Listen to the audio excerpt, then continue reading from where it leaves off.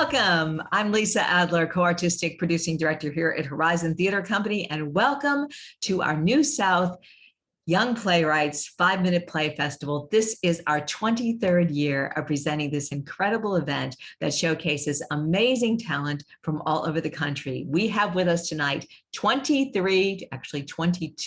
plays and 23 writers from all over the country who are presenting the works that they've been working on all week here with us. This festival is a contest originally. That's a nationwide contest.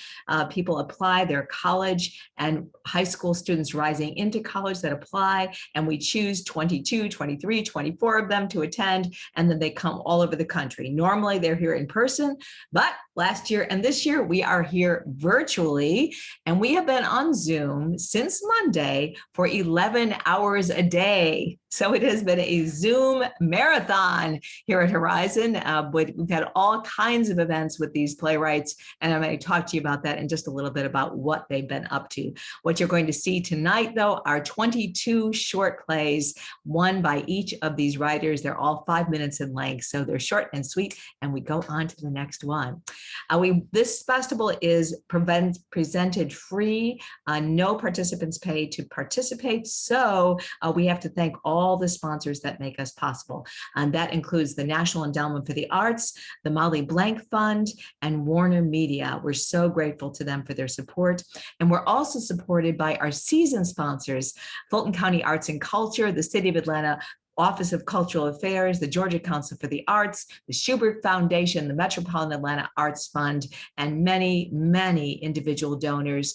And right now, the CARES Act and recovery funds. We are so grateful that Horizon will be able to stay going and presenting these virtual programs all during the pandemic through that support. So we're so happy for that. Okay, so now I'm going to introduce some other people to talk to you about what's happening. This week, we have had 23 young writers. We've had 8 mentors and about 100 actors working with us, actors and other artists. But tonight, I'm going to introduce you to their 2 lead mentors who are professional playwrights. First, we have Darren Kennedy, whose play Right On we produced a number of years ago. He is our lead mentor now in his 3rd year. And Megan Tabake, who is new with us for the first time, who is going to be in residence at Emory this fall, who's going to be the playwright in residence at Emory. So you'll see more of her doing great work around the city. So I'm going to turn it over to them and let them talk a little bit about what our playwrights have been doing all week leading up to this day. Hello, everyone out there. It has been such a true joy. Hopefully I can speak for both of us on that in terms of working with these amazing students who really, truly have shown themselves to be the vanguard of the next generation of American dramatists. And this week, you're going tonight to experience only one kind of portion of the many things that these students have been up to. Although these plays did not exist before this week, the top of this week included, yes, getting to know you, but the students have worked on workshops, gotten to present some of their own work, and really learned how to break down and discuss that which makes their work uniquely theirs and uniquely theatrical. We've also been in conversation with other professional playwrights across the country, literary managers, artistic directors, and playwrights crossing the boundaries between the world of theater and the world of television writing. All this to say is that the pieces of work you'll see tonight from these 22 fantastic young writers are the future of storytelling. We all came together in this fast and furious week as strangers. I know that I feel like we'll all be leaving as a really strong community. The generosity and support that our team of mentors and that our students have shown to each other is like nothing I've ever experienced. It's why I continue to have a deep, deep love for the arts. And I think this community has created a smattering of totally unique, thrilling, warm, and kind worlds that you'll experience in a flurry in just a moment. And I think the last thing I will say is to underscore that did take creating a community, and hats off to the other. We did not mentor these wonderful students by ourselves. There's a team of fantastic up and coming writers themselves who worked with them, and of course the staff of the Horizon Theater, who are doing amazing things to make sure that new work has a voice on the American stage and is always part of the conversation here, make this all possible. So I wanted to also acknowledge that community that made tonight possible. Oh, and back to you, Lisa. Great. All right. So what you're seeing tonight are 22 short plays, as I said. And how this started is we said, we're going to commission you to write a short play for Horizon. And what their charge was to write for the mission of the theater. And the mission of our theater is to connect people, inspire hope, and promote positive change to the stories of our times. And they were given an ensemble of 4 actors. So they could write for 1, 2, 3, or 4 actors, but they knew which actors they were going to have at the end. And we actually have tonight 4 ensembles of 4 incredible actors. So you'll see 4 different foursomes of actors on stage tonight. And then we have 4 terrific directors who have all done a bang up job in what you're seeing. I think if you want to see the bios of folks, there is a program on our website. You go to horizontheater.com. If you go to that main website, if you're not on our website right now, on the main page, there's a link there that goes to the festival page, and you'll see the program there. So if you want to see the bios of people that you're seeing tonight and see who was in what and get the program for the show, that's how you go and do it tonight. So you can do that now. You can do that later, anytime. All right, so we are going to have the first act is 11 plays, then we'll have about a 10-minute break. During that time, we're going to show a lovely video of the playwrights that talking about themselves a little bit and what their experience was like, and then we'll come back for the second half, and that's it. So feel free to stay with us for all of it, pop in and out, but we are thrilled to have you. So now, with no further ado, our new South Young Playwrights 5-Minute Play Festival, year 23. Atlas of the Stars by Alexandria Passanisi. A girl, Tay, enters. She carries a heavy backpack.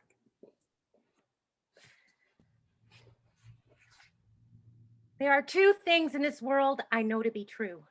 Thing number 1, around here, women belong to the clouds. On your 18th birthday, you climb the skies and settle into a nice cumulus and watch over the land. They say it's our responsibility to nurture, to provide, to give, blah, blah, blah. Tay checks her bag. Her father, Tor, enters. So, you're really going? Yes. I don't see why. It's not like she wants to see us. We don't know that. Will you be home in time for your birthday? Tay, will I ever see you again? Dad. I don't think I could stand it. If you turned out like you both have so much potential. I just need to talk to her. Maybe you can convince her what I couldn't. Tay hugs her dad. I'll see you soon, Dad. He touches her cheek and exits. The other thing I know to be true, 5 years ago, my sister left us. She went to go up to the clouds and never stopped climbing. People say they saw her hitch a ride to the stars. I don't know about all that. I just know that it's been 5 years and it's time to come home. You hear me? I'm bringing you home. A massive grove of trees grows around Tay. They say to actually get to the stars, you have to climb the tallest tree and catch a breeze. This, I don't know to be true. This sounds kind of sketchy to me. But Tay makes her way up the tallest tree.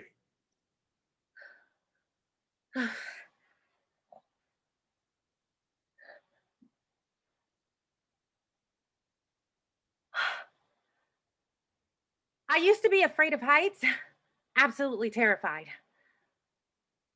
But now, the distance doesn't seem so bad. The town looks microscopic from up here. Smudged, blob-like. Maybe I need glasses. Still, I've never seen so much sky. Is this why you kept going? Tay takes her jacket off, holding it like a parachute, and jumps. Life rushes past Tay until she is floating amongst the stars. Or maybe it was this. Did you finally feel alive too? A star floats below Tay. She lands with a tumble. My goodness, you have gotten loud. Atlas, Tay, what are you doing here? I came to get you. Oh, is Dad all right? He's fine. And you? We're all fine. We just want you to come home. We? Why now? I'm going to be 18 next week. I see. Are you ready? I don't know. I thought so. Why did you leave? Tay, every time I considered staying down there, I would sink a little bit further within myself. I never fit, you know? I wanted something different, something only a bigger sky could give me. When I climbed to the top of those trees, I didn't think I would ever look down again. What about us? Did you miss us? Constantly. Oh, I hate the way I left things, but I really think if you both knew how happy I was, you'd be proud of me. You're happy. Incredibly. At least one of us gets to be. Atlas takes Tay's hand. I'm sorry. I had to go out and find where I belonged. You deserve that chance too. Your life is just beginning. Can I stay here with you just until... Of course. Always. I stayed with her, learning about the comets and the planets beyond. And when it was time to leave, we climbed back down the stars and the trees and the clouds. Tor enters. Atlas and Tor embrace. Dad and Atlas were together again, always in spirit, even when atmospheres apart. And now, there is a third thing I know to be true. Atlas is of the stars, and soon I will find my place up in the sky. The world fades around Tay. End of play.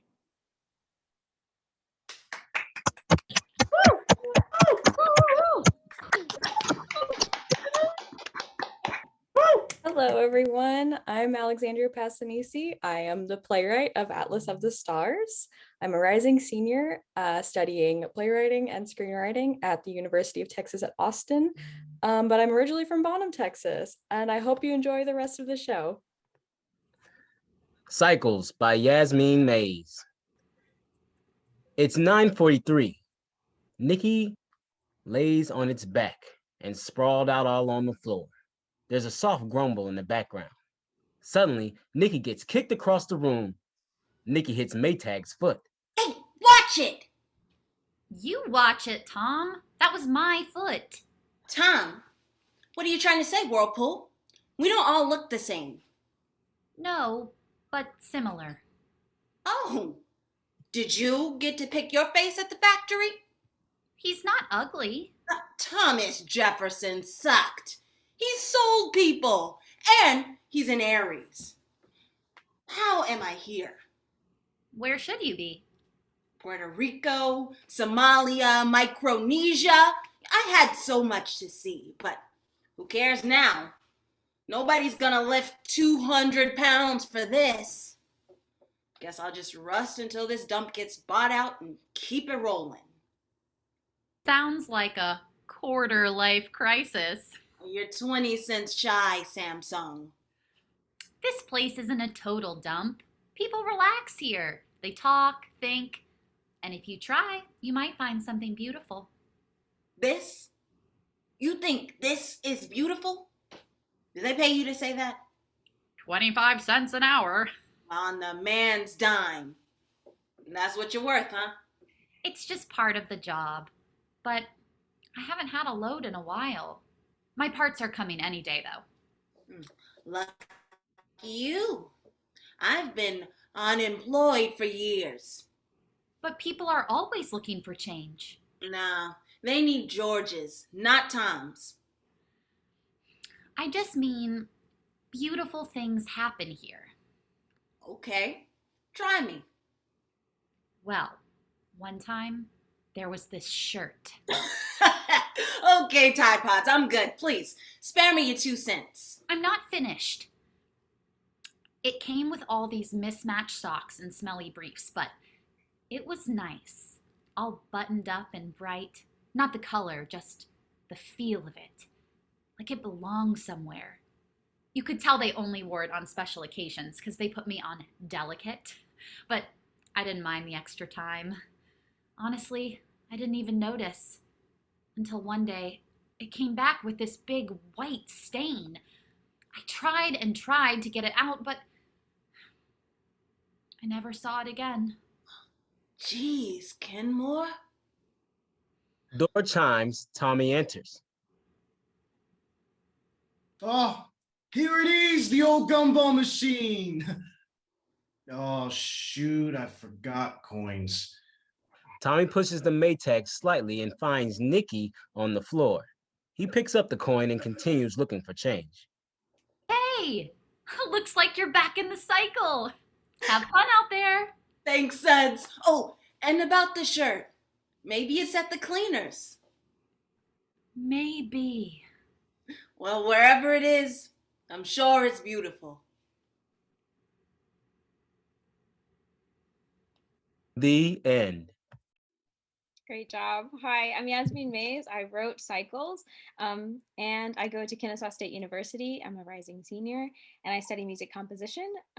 So thank you, and I'm from Georgia. So thank you so much for watching, and I hope you enjoy the other plays. Oh, The Time Machine by Maria I. Arreola. Meg's hands shake as she tries to tear up 3 carnival tickets. She looks up before attempting to hand them to the ride operator, Alicia. Wait a minute, you look familiar. Oh my God, you're Alicia. Alicia, something or other, from Lawndale High? You work here? We used to be in the same homeroom class. You must remember me. I was voted homecoming queen 2 years in a row. God, I haven't seen you since graduation. What have you been up to? Just working on forgetting the entirety of high school. Why are you here, anyway? Hoping to see me? You still have the same sense of humor. Just take the tickets. No. I want you to beg for it on your knees, like you made me beg. I don't know what you're talking about. I wasn't out yet, and I begged you not to tell anyone. I did not start that rumor. I thought we were friends, Meg. Wait, why are you still bitter about something that happened in high school? Okay, what I'm trying to say is we all made mistakes. I mean, we were just kids back then. A little boy runs up to Meg. Owen, what did I tell you? Mommy's on break, okay? She needs some alone time.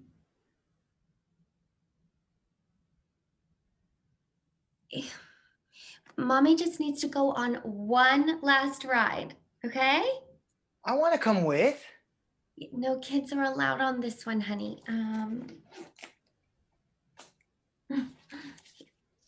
Now run along. Okay. I didn't know you had a kid. Just let me get on, please. Before he comes back, look, I'll pay you. You really want to get on this piece of junk, don't you? I haven't felt like myself since high school. It's called growing up. I want to forget all this and just go back in time. Look, I am so sorry about what happened in high school, Alicia. I really am. I should have kept my mouth shut.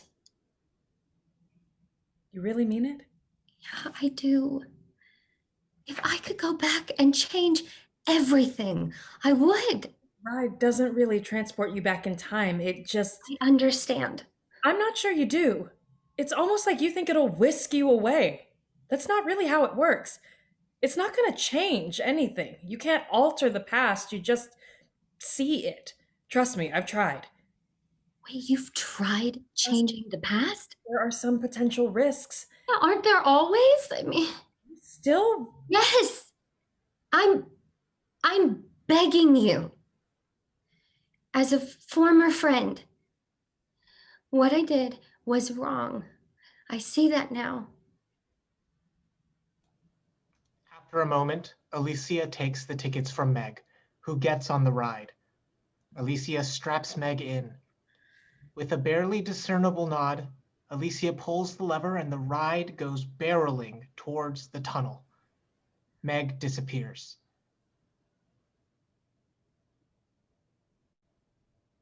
End of play. Hello, I'm Maria Isabel Arreola, and I'm the writer of The Time Machine. I go to McAllister College, but I will be graduating this summer, and I study sociology and political science with a minor in theater. Yeah, I'm just so excited for everyone to see the rest of the pieces. Woo! Yeah. Therapy with Books by Kalani Washington. I know this is the first time everyone is meeting, so let's cover our ground rules. Each of us comes to this session with varying personalities and levels of trauma. So always remember to be respectful and focused. Okay, let's start with a short discussion about the book.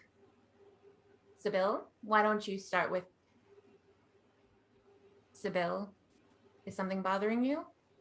There's someone outside. Sybil, we've talked about this. Let's refocus. I can't see their faces. Remember our calming techniques. I mean, they're just standing there. Okay, the first chapter. Derek, what did you get out of it? I ain't care too much for it. And why is that? Because I don't like to read. So, did you read the book? Nope. They're moving now. Eyes on the screen. Yes, Bennett. Yeah, I didn't read the whole thing, but judging from the summary that's on the back, I don't think I like this book. I mean, this is supposed to be a guidebook, but the man doesn't really seem like you should give advice about anything. I remember the first chapter, he talked about how he broke up with his girlfriend and how he gloated about how great he was at getting past that. But he's the one who ended it. I mean, the man is straight stupid. Okay, that raises some good points. Does anyone want to speak on that? I agree. I mean, he can't really give advice about addressing flaws if he doesn't address his own. Yeah, no, I was thinking the same thing. So you did read? Just the first chapter. Well, why did you stop? Because it was terrible. The whole book is based around finding yourself outside of a relationship, but he can't find himself anywhere. He's just unaware. Personally, I think this was a poor book choice. Yeah, you could have picked another I don't really book. see the appeal in it. I don't see the appeal in this. It didn't really help me at all. You could pick another It's morally incorrect, and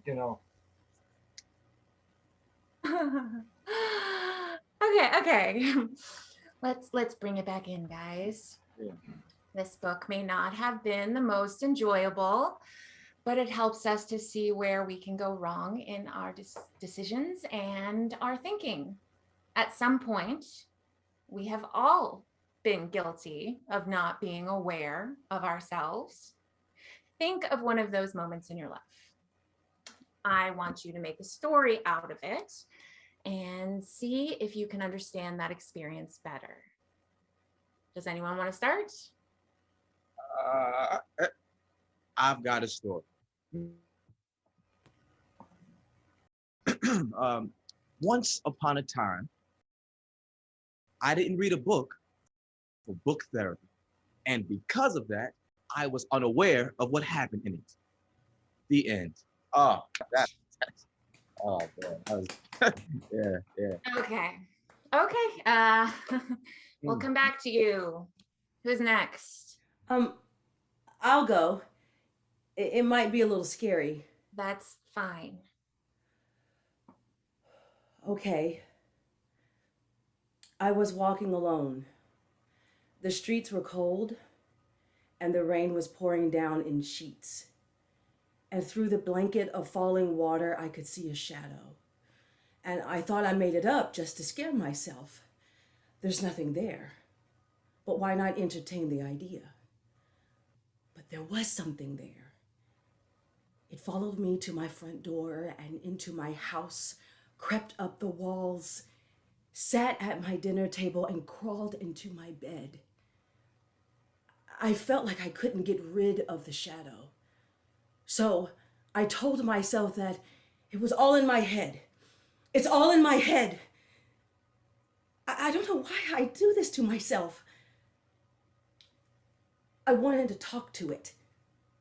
But when I tried, it slipped into the corner of my mind and hid there. And when I wanted at the least, it knocks at my door. Do you need to get that? End of play. Woo! Woo! Woo-hoo! Wow. Hi, I'm Kalani Washington, the playwright for Therapy with Books. I'm from Watkinsville, Georgia, and I recently graduated from Oconee County High School. And in the fall, I will attend the Savannah College of Art and Design. Thank you so much for tuning in. Delivery by Gabriel Hansley. Setting: an apartment hallway. The city is starting to begin its lockdown due to the spread of the coronavirus. Nolan approaches one of the doors with 2 pizza boxes in his hand. All right. You got this, Nolan. Don't bitch out. Woo! Hold on.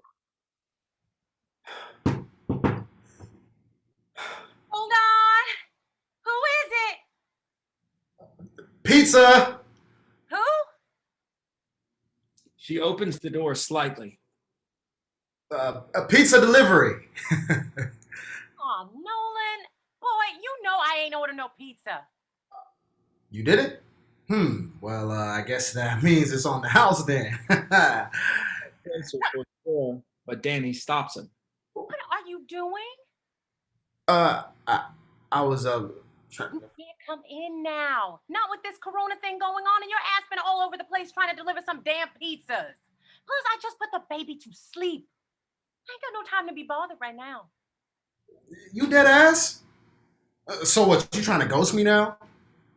The other day we was just cool and we was kicking it. You know, talking over old shit we used to do in school. Nolan, you come over here at least 3 times a week trying to offer me free pizza that I ain't ordered when I know what your real intentions are. I got too much shit going on, Nolan. I gotta figure out how I'm gonna make some money while trapped in this house. The baby's gonna need more diapers, and he's been crying all day. Sorry. I don't have time to just hang out. And you must be crazy if you think some pizza for free is gonna make me open anything else other than my door halfway. Damn! Why are you so uptight? That's what you think I came here for? To just get some and leave? What do you want from me? I ask myself the same question every day. Your motherhood nature pulls me in every time. It's like a lasso. I don't know what it is, but your presence just makes me spill shit out sometimes. I'm pressed about a lot of shit. Confused, stuck, especially over this Rona shit. I could try to share my frustrations with people, but nobody fucking cares at the end of the day. It is what it is. Don't complain. Get up and go get yours. So I just keep to myself. But you, something about you just makes me gullible. Sometimes I find myself just rambling along around you, then telling myself, shut the fuck up. You're just talking too much. Letting shit out that my ego would hold on to.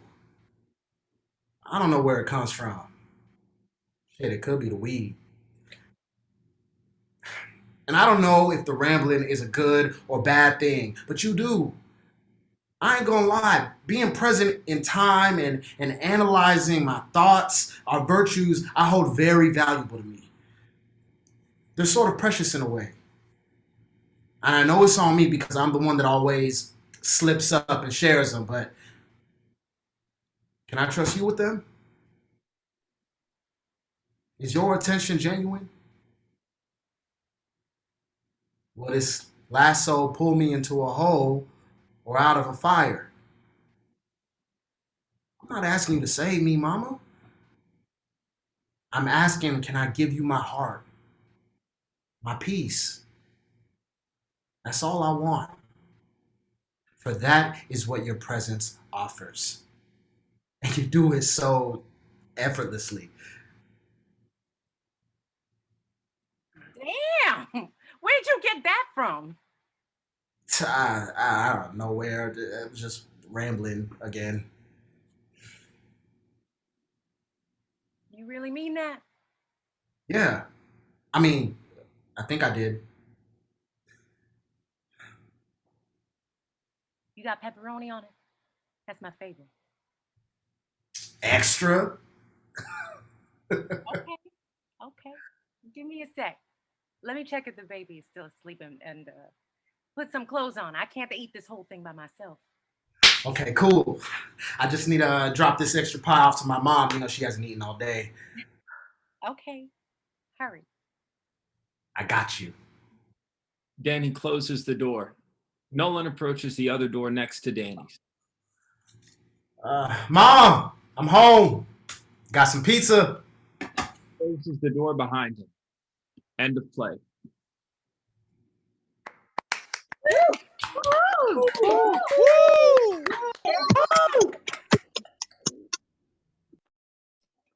How you doing? My name is Gabriel Hansley, and I'm the playwright for Special Delivery. I attend the prestigious Morehouse College, where I study theater and performance. I'm coming to you from Brooklyn, New York. Thank you. I'm excited for everybody's plays. Thank you to everybody who showed up, and I'm extremely thankful for this opportunity. Thank you. Celestial Echoes by Miguel L. Celan. Lights up. Bennett sits in a field of various gorgeous flowers. A boulder-sized metallic object lay beside him. Upstage center sits a large, orange and hot-colored sphere, the sun. Don't lay back. I don't care what you say. I won't lay back. That's right, sweetie. All will be well. All will be well. A crash comes from offstage left. Bennett stands up abruptly and clutches the bulky metallic object. From offstage left comes Icarus, decked out in an astronaut's outfit. Excuse me.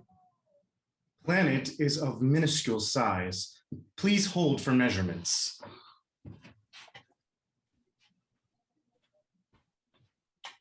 Yes, it is small.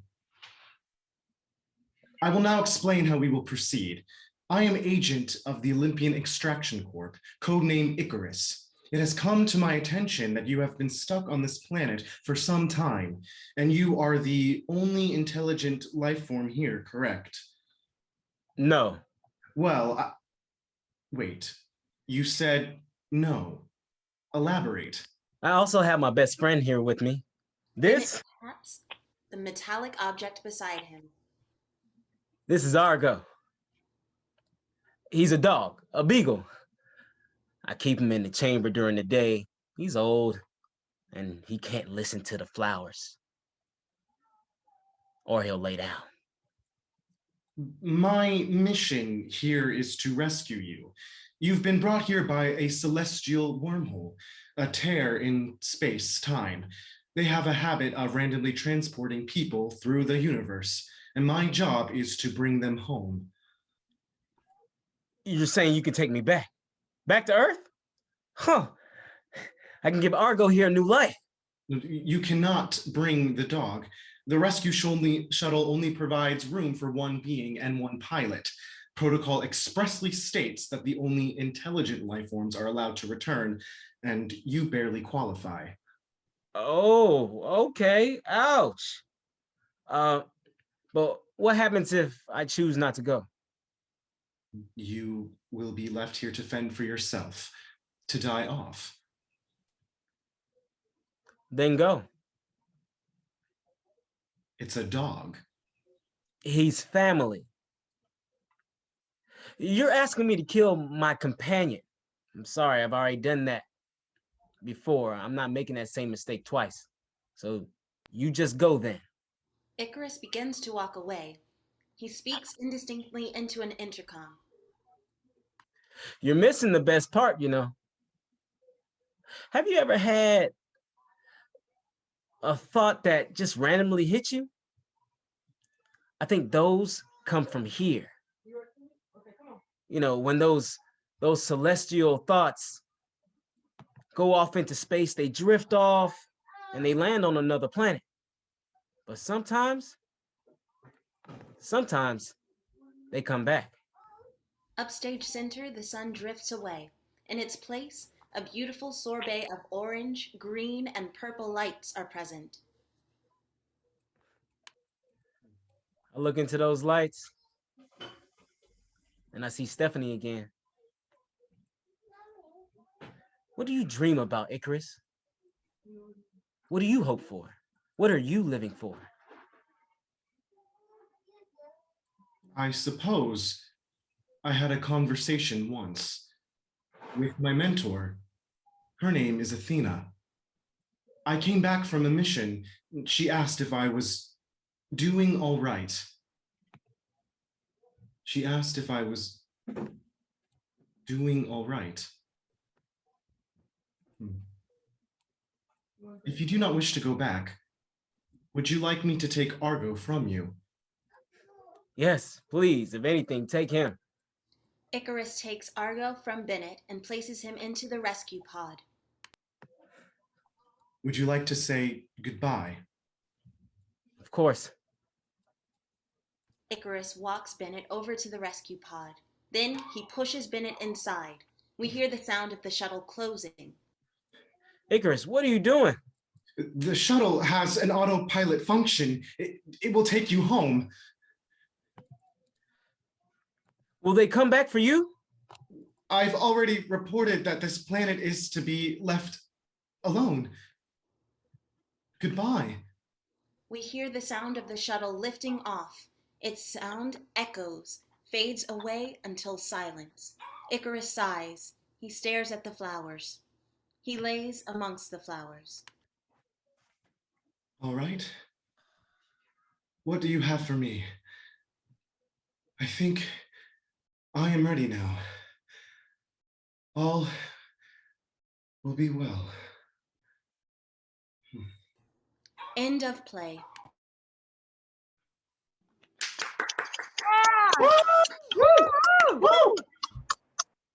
Hello, everyone. My name is Miguel Salon. I have recently graduated from the University of Georgia with a degree in Entertainment and Media Studies with Film and Theater minors. You have just watched my play, Celestial Echoes. Thank you, everyone, and please enjoy the rest of the show. Sycamore Roots by Chetan Pabik Danila. Savannah, Georgia, summer. Alden, Delilah, Chase, and Harper sit on a porch. The sun hangs low in the sky. 4 mason jar glasses sit on a table. It's punch too sweet, too tangy, or too boozy. An old sycamore tree stands nearby.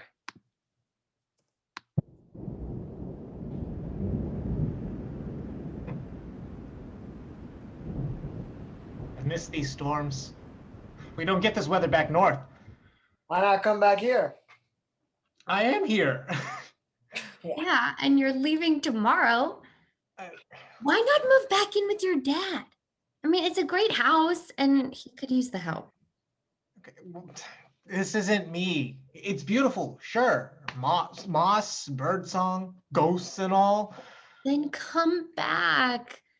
I mean, what's so fancy up there with the Yanks? All my stuff. Not to mention my apartment, some responsibilities, my job. What, that consultant thing? Who needs that stuff? Hey, me at 20, I'll tell you my opinion. Yeah. No, come back here. We're training new baristas next week. I mean, I can get you in. Oh, I'll get right on that. You do look good in an apron.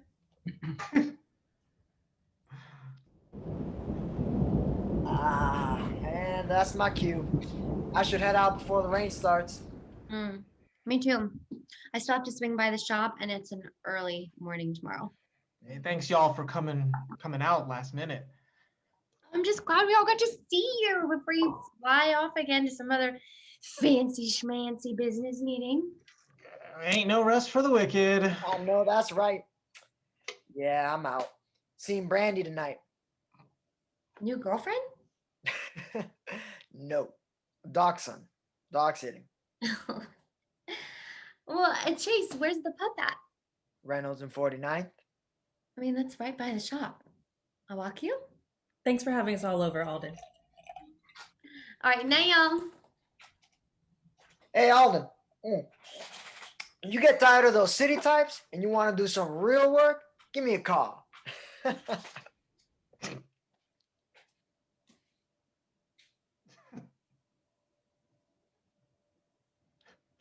What do you mean by that? Real work? He just misses you. Yeah, funny way of showing it. So why not come back? Well, I told y'all. Work. You've quit jobs before. There's something you aren't saying. What's up? This place hasn't been my home for a while now. Never really was. The people? That's part of it. They're changing. Even Chase. I heard he's volunteering downtown. Seems like SCAD was good for him. And I saw Harper put up a human rights campaign sticker on her shop window. This place isn't the same without you. Yeah, well, it's not my place. It's not true. You know that old sycamore? It's a strong old tree that can survive centuries. But their root system doesn't grow deeper than 6 feet into the soil. There's no taproot. The tree just expands everywhere, building a strong and shallow base across a wide region. Some roots here, some there, some up north, some wherever else you go. It's like you. What do you mean? You pretend you aren't connected, but look around. You are. Sure, you float around the country always running, but if you took a moment to realize what you have all around you, people love you here. Back north, everywhere you go. You're too sweet. Don't shrug it off. I'm serious. Your dad, Harper, Chase, me, we care about you. Sure. And I care about you guys. Alden, I care about you. Won't you stay? I can't. Why not? What's there for you up north? My boyfriend is.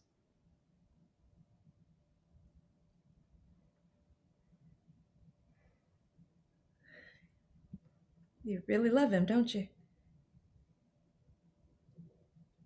I do. Well, remember you always have something to come back to. We're all rooting for you.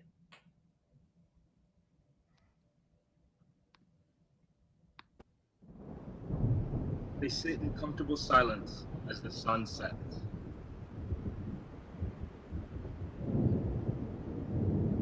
End of play.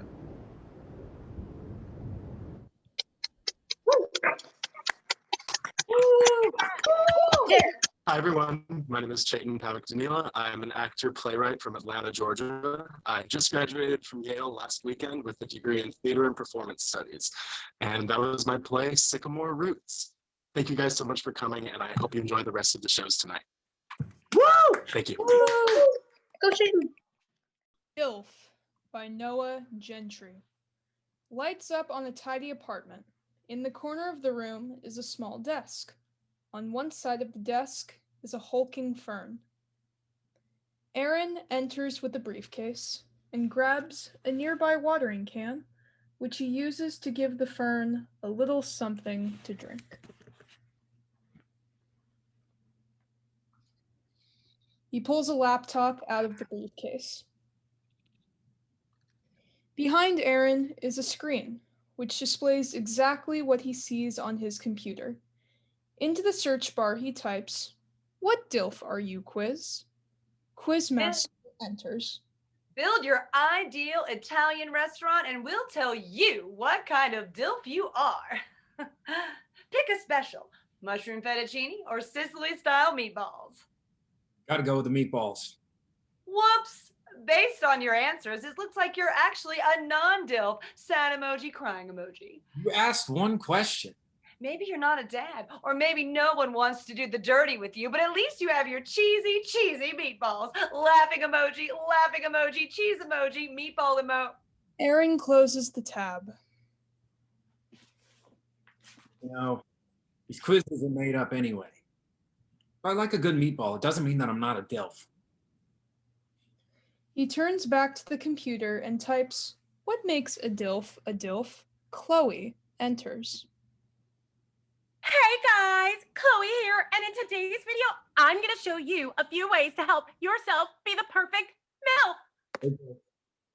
So what exactly is a MILF? Well, most people define a MILF as a mother I'd like to but I still think there's a little bit more to being a MILF than meets the eye. That said, if you don't have a baby of your own, then this is not the video for you. Even though I have lots of love for all my dog moms, cat moms, ladies, horse girls, and plant mommies, that's just not going to be enough for you to achieve maximum MILFhood. Aaron closes the tab. A new empty search bar appears. He types, "How do I become a DILF?" That boy Matt enters. Not sure how many times I'm going to have to explain DILFhood to all the cringe lords and soy boys on this thread, so let me make this clear. It's never as simple as just becoming a DILF. You can buy all the bulky sneakers and grill master aprons you want. At the end of the day, if you're not already living that DILF life, then you will never be a real dad. I'd like to. That's enough. Aaron closes the computer. After a beat, we start to hear the soft voices of Quizmaster, Chloe, and that boy Matt. Maybe you're not a dad, or maybe no one wants to do the dirty with you, but at least you have your cheesy meatballs. Even though I have a lot of Laughing emoji, cheese emoji, meatball emoji, broken heart emoji, rainbow emoji, You unicorn can buy all the bulky sneakers emoji, and eggplant grills and emoji. aprons you want. At the end of the day, if you're not already living that DILF life, then you will never be a real dad. I'd like to. He opens the computer. Immediately, the screen glitches and flickers with Technicolor fury. We hear a punishing chorus of relentless polyrhythmic crashes. He closes the laptop again.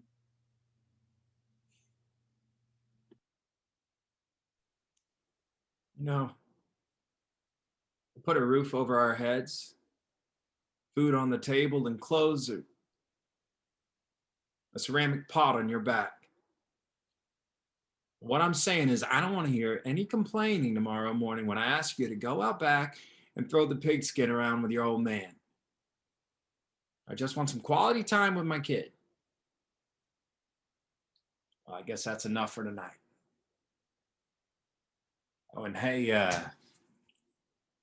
you hear any of your friends checking your dad out? Tell them I said, take a picture. It'll last longer.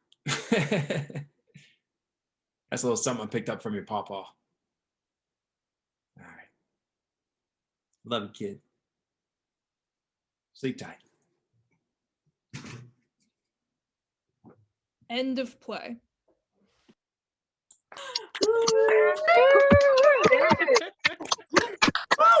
Noah.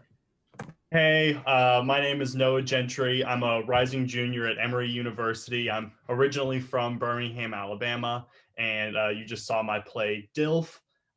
Thank you guys so much for coming. I hope you guys enjoy the rest of the festival.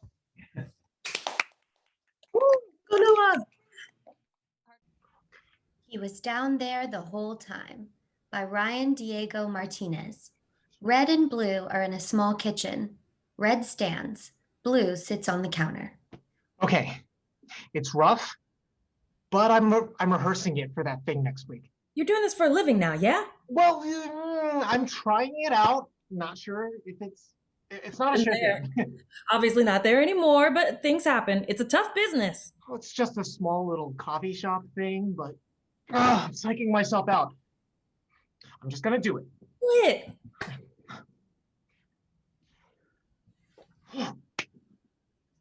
Did I ever tell you the story about the famous man in the well? No. Is this someone you know? You know them personally? No, it's an allegory. I don't know.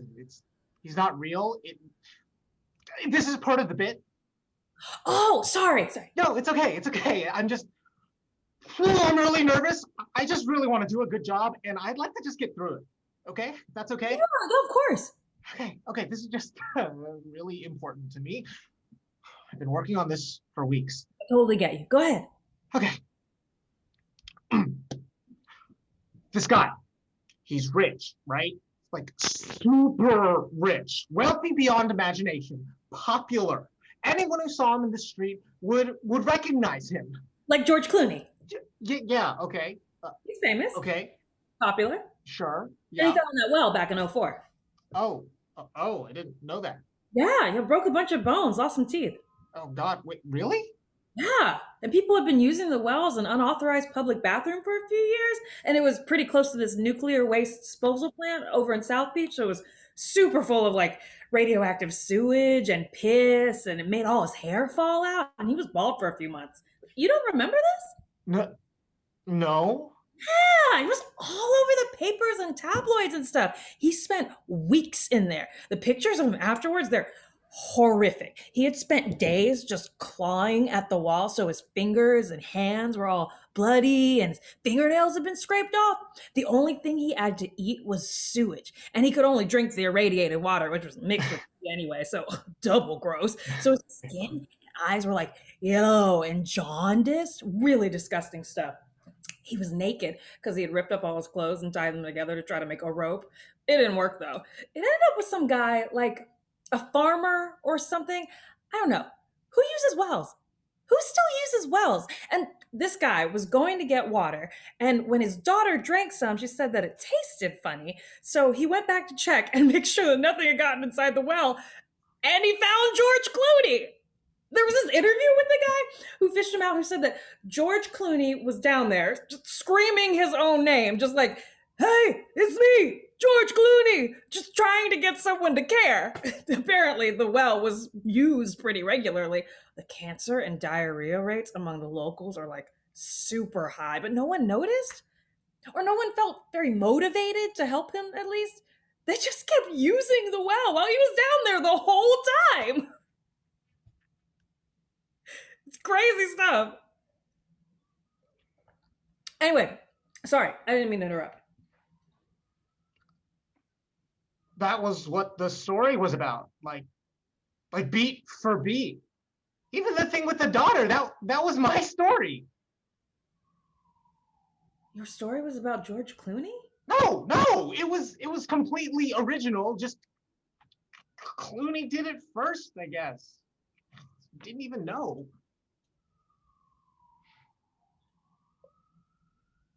Well, you know, the same thing happened to Redford. Robert Redford, back in the 80s. It happened twice? 3 times. I can't remember the third dude's name, though, but it was in the 50s or something. Oh my God. Oh my God. I was working on this for so long. Hey.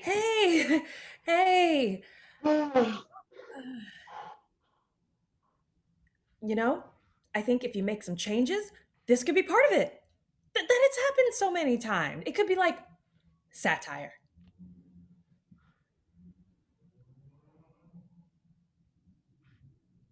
Do you think? I think if you do it well enough, they'll love anything you do. Lights down.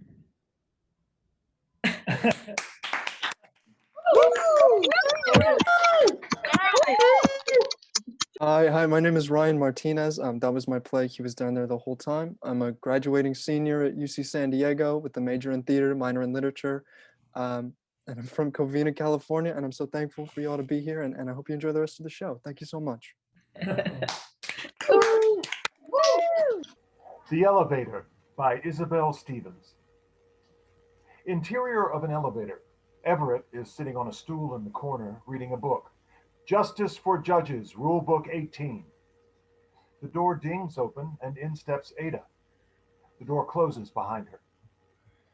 Going up? I don't know. Am I? Yes. Everett presses a button on the elevator panel. From the interior walls of the elevator sprout golden light fixtures. The walls morph into glass through which the cosmos can be seen passing by. I can't find my locket. My locket. Did you see it? Was I wearing it when I stepped in? No. We need to stop the elevator. Ada rushes to the doors and tries to pry them open. That won't work. Stop the elevator, please. Ada bangs against the doors. I can't leave her yet. I'm not. I need to give her my locket. It's too late. I've already pressed the button. You don't understand. I can't protect her without it. Ada starts to throw herself against the doors. It's a futile pursuit. Ada slumps to the floor. Everett slowly stands from his stool, placing his book down.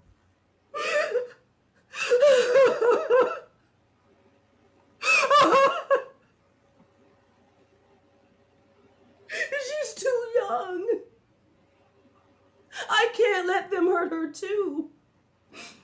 Your child? My daughter. You have to help me go back. Please. Imagine your mother being in my shoes. Wouldn't you want someone to help her make sure you stay safe? What are you trying to protect her from? Everyone faces death. It is the only thing It's not death I fear. I fear the loss of life while living. I will not let them marry her to a man. They cannot make a bride out of my daughter, a child, not her too. She has to remember my story. She has to remember so that she doesn't live it again. She has to be saved from my fate. Everett watches the cosmos as they pass. Perhaps she has the locket. She does? She will be safe. She will? She will. The elevator doors ding. Everett cautiously leans down, offering a hand to Ada. She takes his hand and slowly stands up. She will be safe. You swear? Ada steps off the elevator. She takes the 4 steps. The first into the heaven of good thoughts. The second into the heaven of good words. The third into the heaven of good deeds. And the fourth into Garathon heaven. Ada is gone. The doors close. Everett stands in the middle of the elevator, staring at the doors. The elevator begins to move again, morphing back into its previous simple interior. The doors ding open, and Sarah steps into the elevator. Am I? Yes. And this is... Everett notices something shining in her hand. What is that? This? I don't know. I found it before I stepped out onto. Do you know who it belongs to? I do. Can you get it to them? Sarah opens the locket and sees a picture of Ada smiling at a baby she's cradling in her arms. Everett looks back at Sarah. Lights out. The end.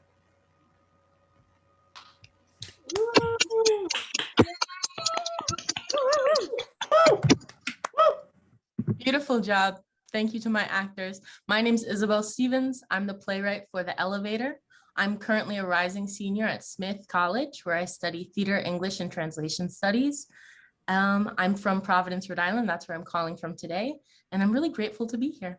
So thank you. And thanks for tuning in. How about them pineapples? By Cassandra Shaw. Dark woods. Stephanie is stoking a fire. Senses something behind her. She whips out a pineapple in defense.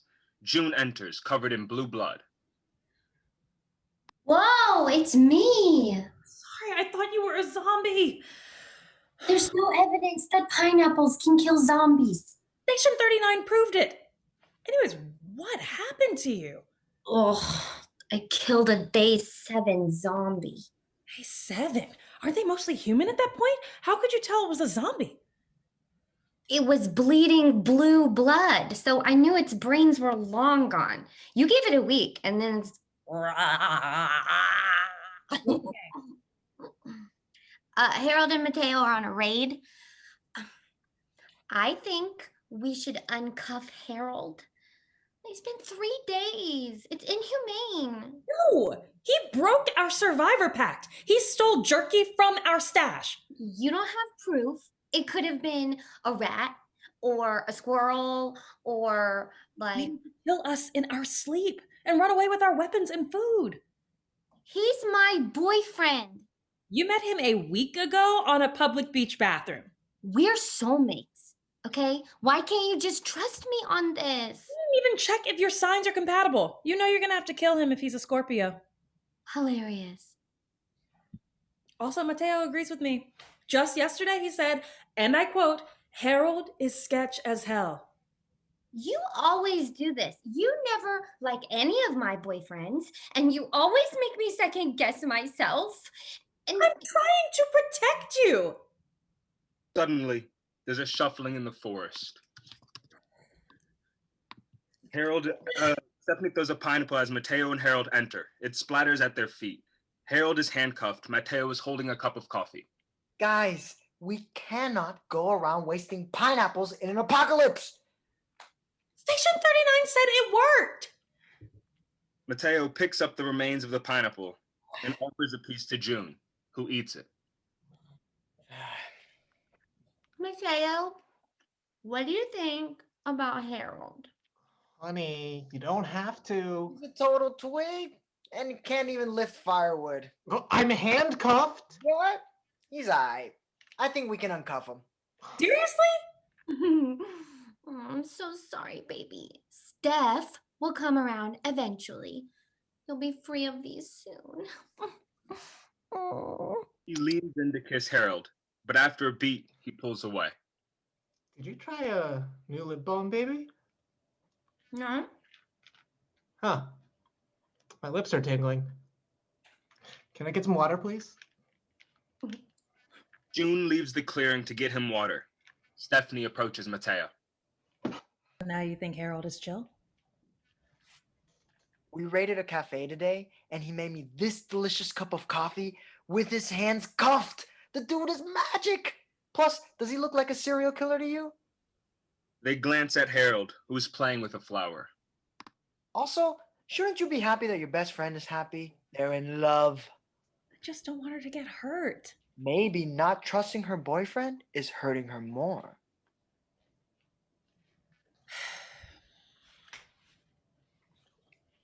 I really do love June. I am not uncuffing you because you love her. I am uncuffing you because I am a good friend. Thank you. Unseen to Mateo and Stephanie, Harold suddenly aims 2 guns at them, but June, hiding in the forest, shoots him in the foot. He falls to the ground in pain, shoves her gun in his face. You were gonna betray us? No, honey, this is just a big misunderstanding. Let's put the gun down. Harold, I need to know. What's your astrology sign? I'm a Scorpio.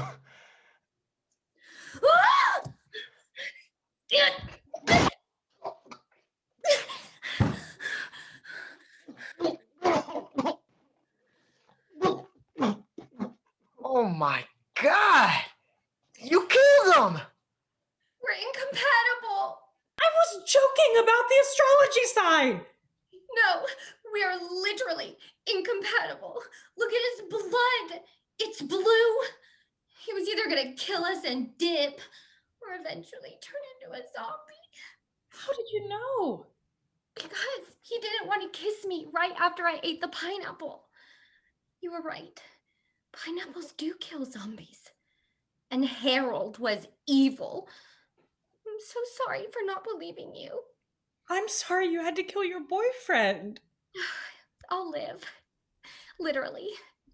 Thank you. His coffee sucked anyway. The girls embrace while Mateo pours his coffee out next to Harold's body.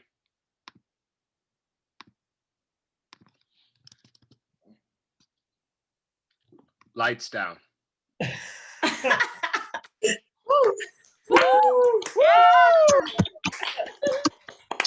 Hi everyone, thanks so much for watching. My name is Cassandra Shao. I'm from LA and I'm a second semester senior at Yale studying ethnicity, race and migration and theater and performance studies. You just saw my play, How About Them Pineapples? Thank you guys so much for being here.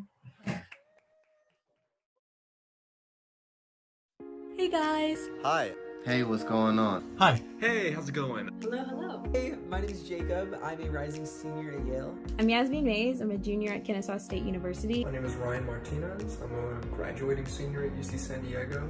I'm Abby Smithwick. I'm a rising junior at the University of Georgia. My name is Maria Isabel Arreola, and I am a student from McAllister College. My name is Gabriel Hensley. I'm a rising senior from Morehouse College. My name is Matthias Dupree. I am a rising senior at the University of Alabama at Birmingham. Isabel Stevens. I'm currently a rising senior at Smith College.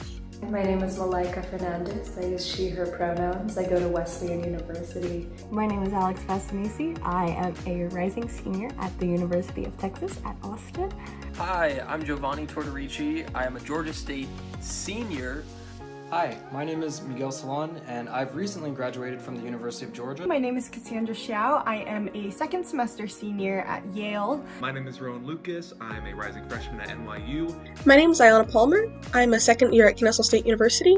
My name is Elliot Lewis. I am a junior at Yale University. I'm Avery Lamar Pope from Cleveland Heights, Ohio, and I'm repping Ohio University.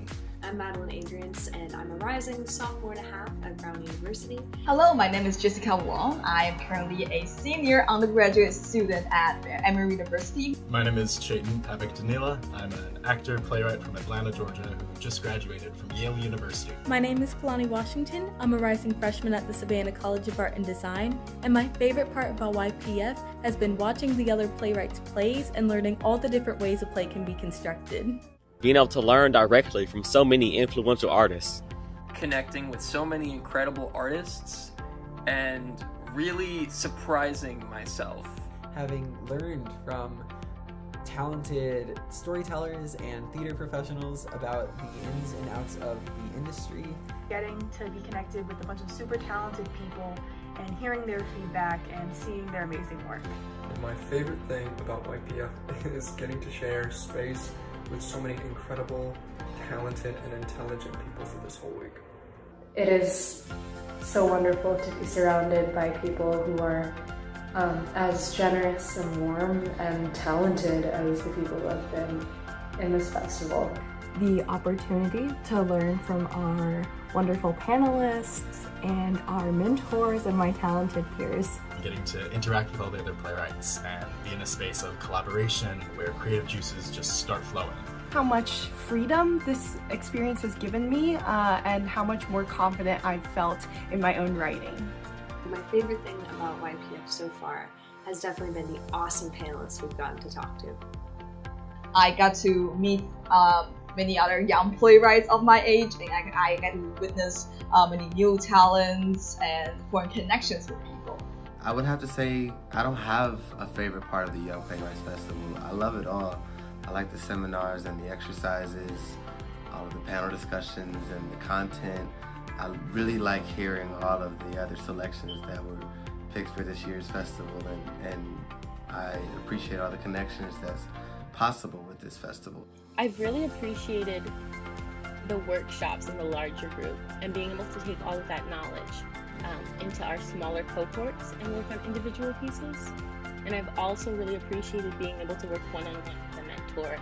Shout out to Alicia, I adore you.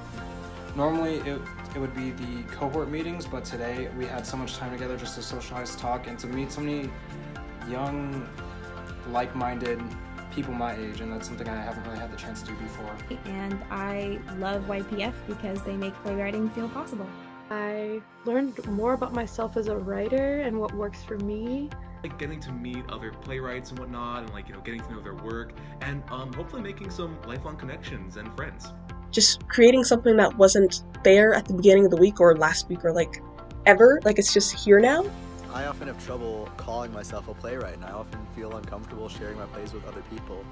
But taking part in this program and talking to other playwrights and showing each other our work and talking about how our plays work, what we like to write about, and sort of sharing our thoughts about each other's plays with each other has been super helpful in increasing my confidence as a playwright and teaching me that this is something that I can do with my life. So it's been just hugely beneficial in helping craft and improve my confidence in my own writing.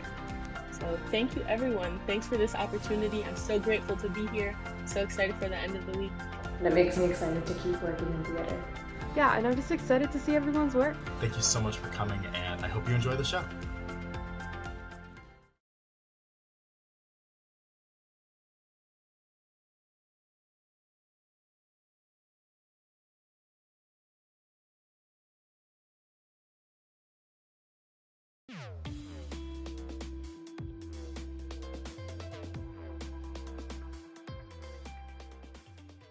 When Nature Takes Its Course by Avery Lamar Pope. In the dark, a loud crack is heard.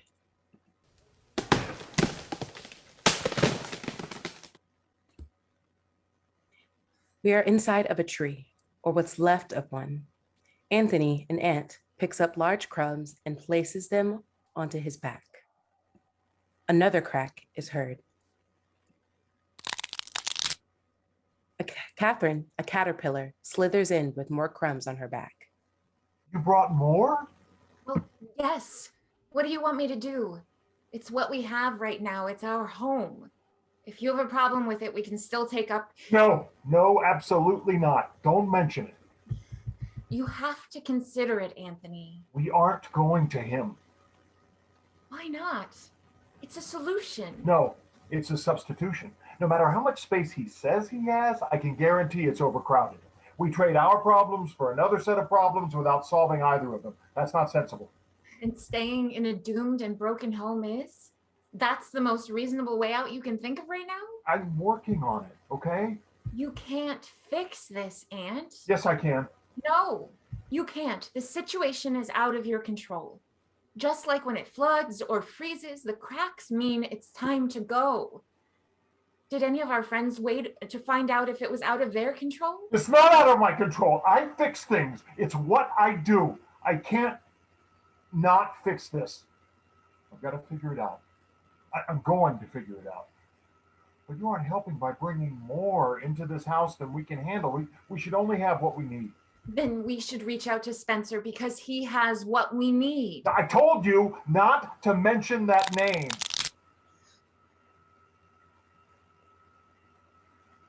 Spencer, a black widow, enters. Hey, Kat. Ant.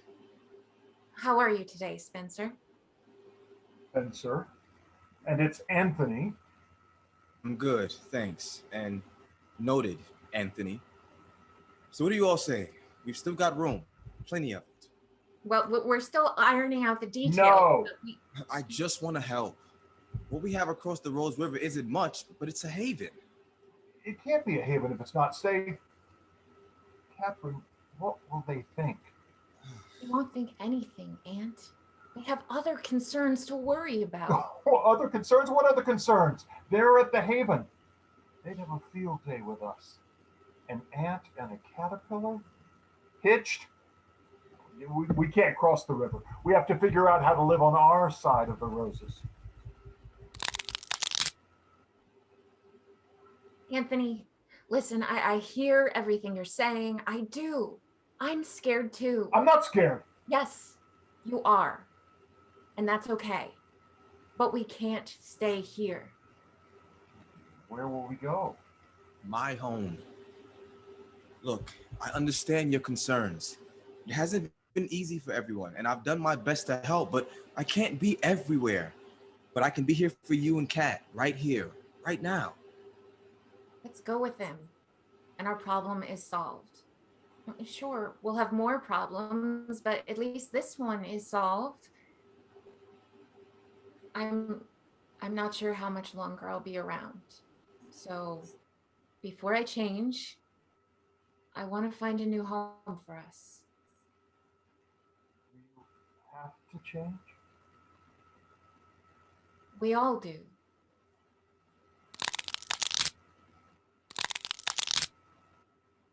Monica, a butterfly, enters. Mom?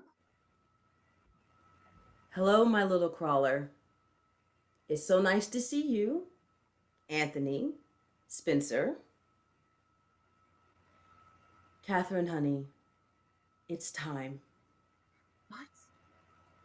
No, it can't be. I'm not ready. Yes, you are. You just don't know it yet. My apologies, friends, but this is something we have to do alone. Okay. I'll see you soon, Anthony. Can't wait to see you fly. You two be safe now. Okay, little crawler. The most important part of this process is to breathe. You understand? I understand. Good. First, you want to start low. Spin in a slow circle. Be sure not to move too quickly, or else you'll become dizzy and your silk will split. Keep going past it. Don't pay attention to anything else. Just listen to my voice. Keep going. Now, you're going to take a deep breath and... As she speaks, more cracks take place. The tree begins to shake tremendously as tree bark crashes violently onto the stage. Construction sounds overtake the sounds of the cracks as the two continue to work, coaching and cocooning, the sound of bulldozers and other heavy machinery. Lights fade on the cocoon near completion. Blackout. End of play.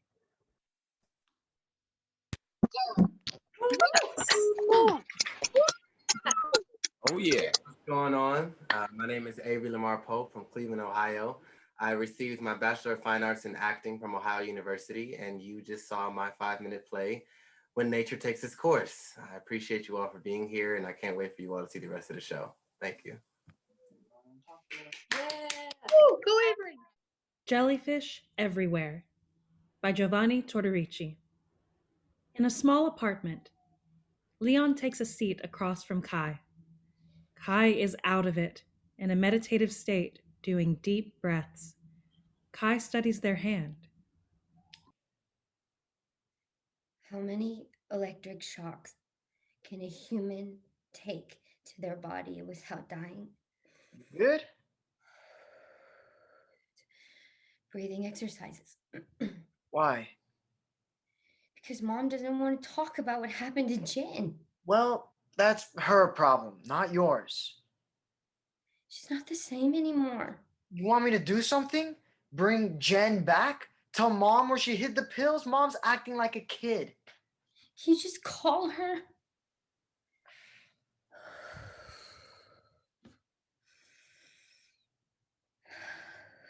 What are you doing? I haven't slept. I'm starting to see some weird stuff. I figured you were about to notice. I'm good. Look at me.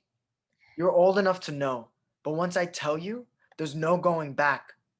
I thought Jen would, since she's the oldest, but Say it.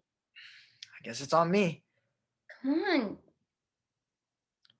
There are jellyfish everywhere. How did you know? Mine first popped up when Grandpa died, before you were born. There's only one. It's in that corner over there. They're everywhere. Look again. Oh my God. The walls look like they're moving. That's them. Translucent, nearly invisible to the naked eye. Are you scared? I'm just confused. You should be terrified.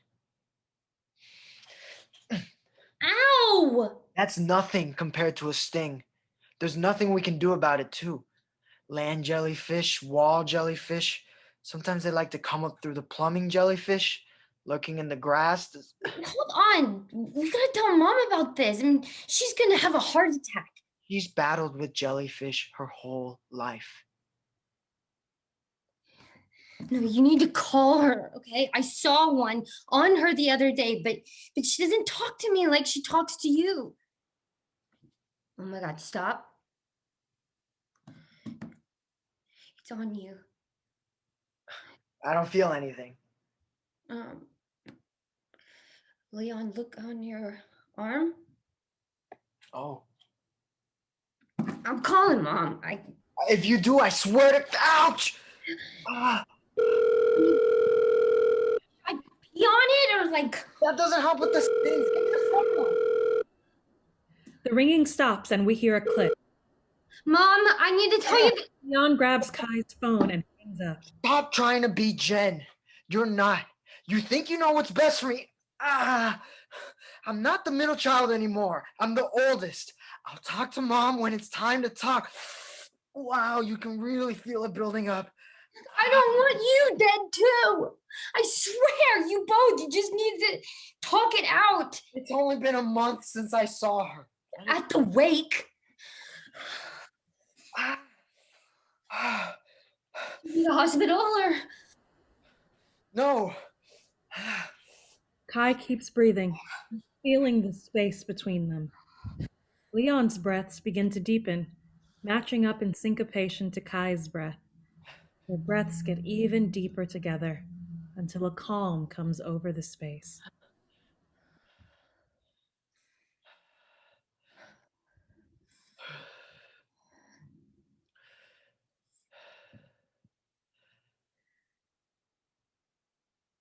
Doesn't feel too bad.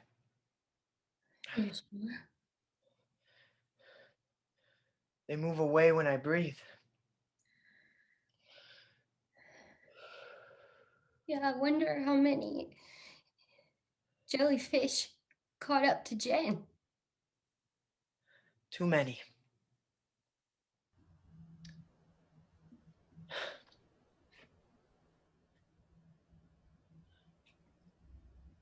Maybe Mom knows. Leon dials a number in the phone, and it starts to ring.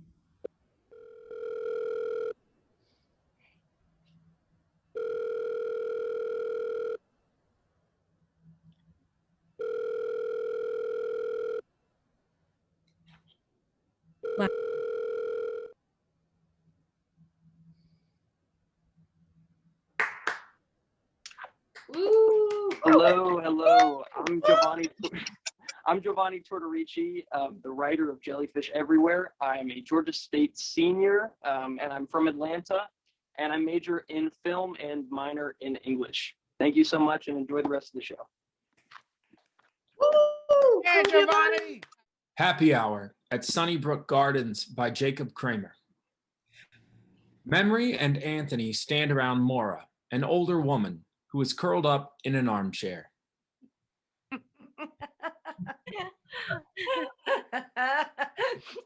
How much is 2 pina coladas? One for me and one for my friend over here.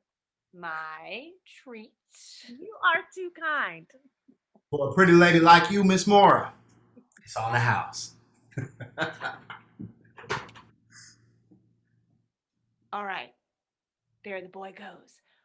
Why don't we beat the check and make a run for it? Pull a little chew and screw. I don't know. Do you think we can make it? Yes.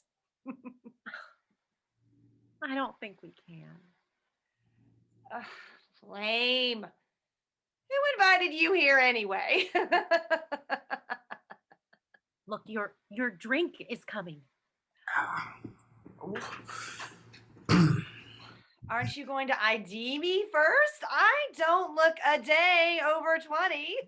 You are gorgeous. Oh, yes. And I've got class too. No, you are. Oh, you know, I have a few tricks up my. Now that is enough. Anthony lifts Maura's chin back and slips a pink tablet through her tight-pressed lips with 2 fingers. Anthony pushes the cup toward Maura. I expect to see you on that menu next time. Stop. Drink up. Oh, I will. Maura lifts the cup to her lips. She pauses, then quickly sets it down. What is this? You want me to drink this? Huh? Don't you? It's water. Are you trying to drug me? No. You're already the life of the party. Anthony looks at Memory with encouraging eyes and a half smile. Memory tries to smile back. She is. Look at her smiling. She's got something against me. Anthony is. I won't drink it. I won't. Okay, don't. You drink it. Maura takes the cup and angrily throws it at Memory, soaking her. I can't do this. No one thinks they can.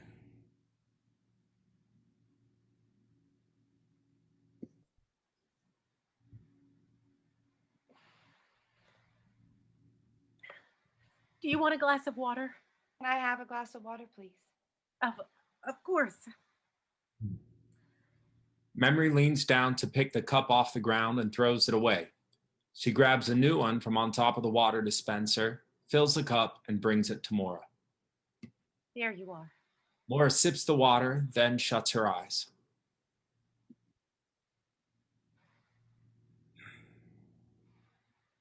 Look at her. God, my mom. I must have been in 6th grade, or I think it was 7th. Yeah, when I snuck out to drink for the first time in my friend's basement. Lindsay Crenshaw.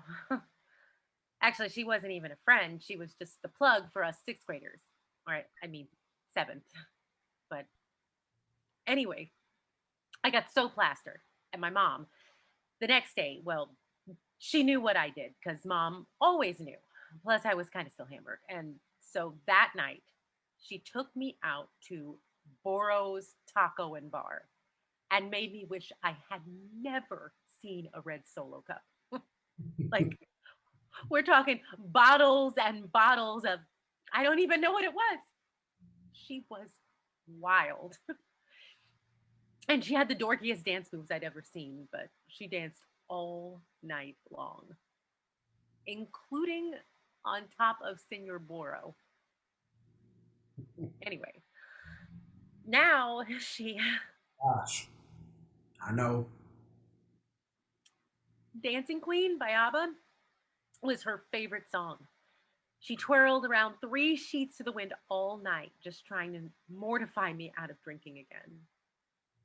She heard that song now. She, you know, It's hard. I'm just trying to balance everything, you know? A few months ago, it was finding a paycheck in a cookbook, and now I'm lucky if Mom doesn't make a fuss when I approach her for a hug.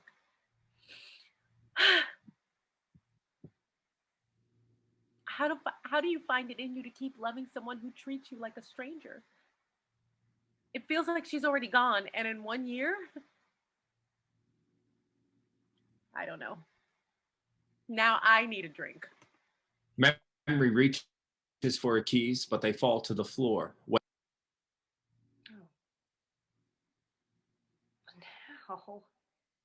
You're dressed far too nice to be one of my helpers.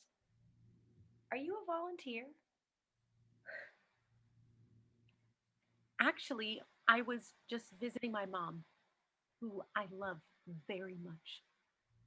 Your mother should be very proud. You're a beautiful girl. Memory looks into Mora's eyes, then turns away, takes a deep breath, and exits. I'll be back to check on you later. All right? Dancing queen, young and sweet, only 17. Dancing queen. Mora continues singing as the lights dim. End of play.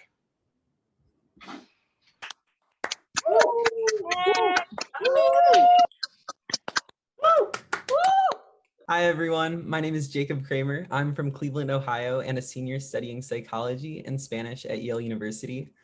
That was my play, Happy Hour at Sunnybrook Gardens. Thanks so much for watching. I Know You Don't Want To by Matthias Dupree. It's a windy midnight, sometime in 2050. Things aren't that different from today.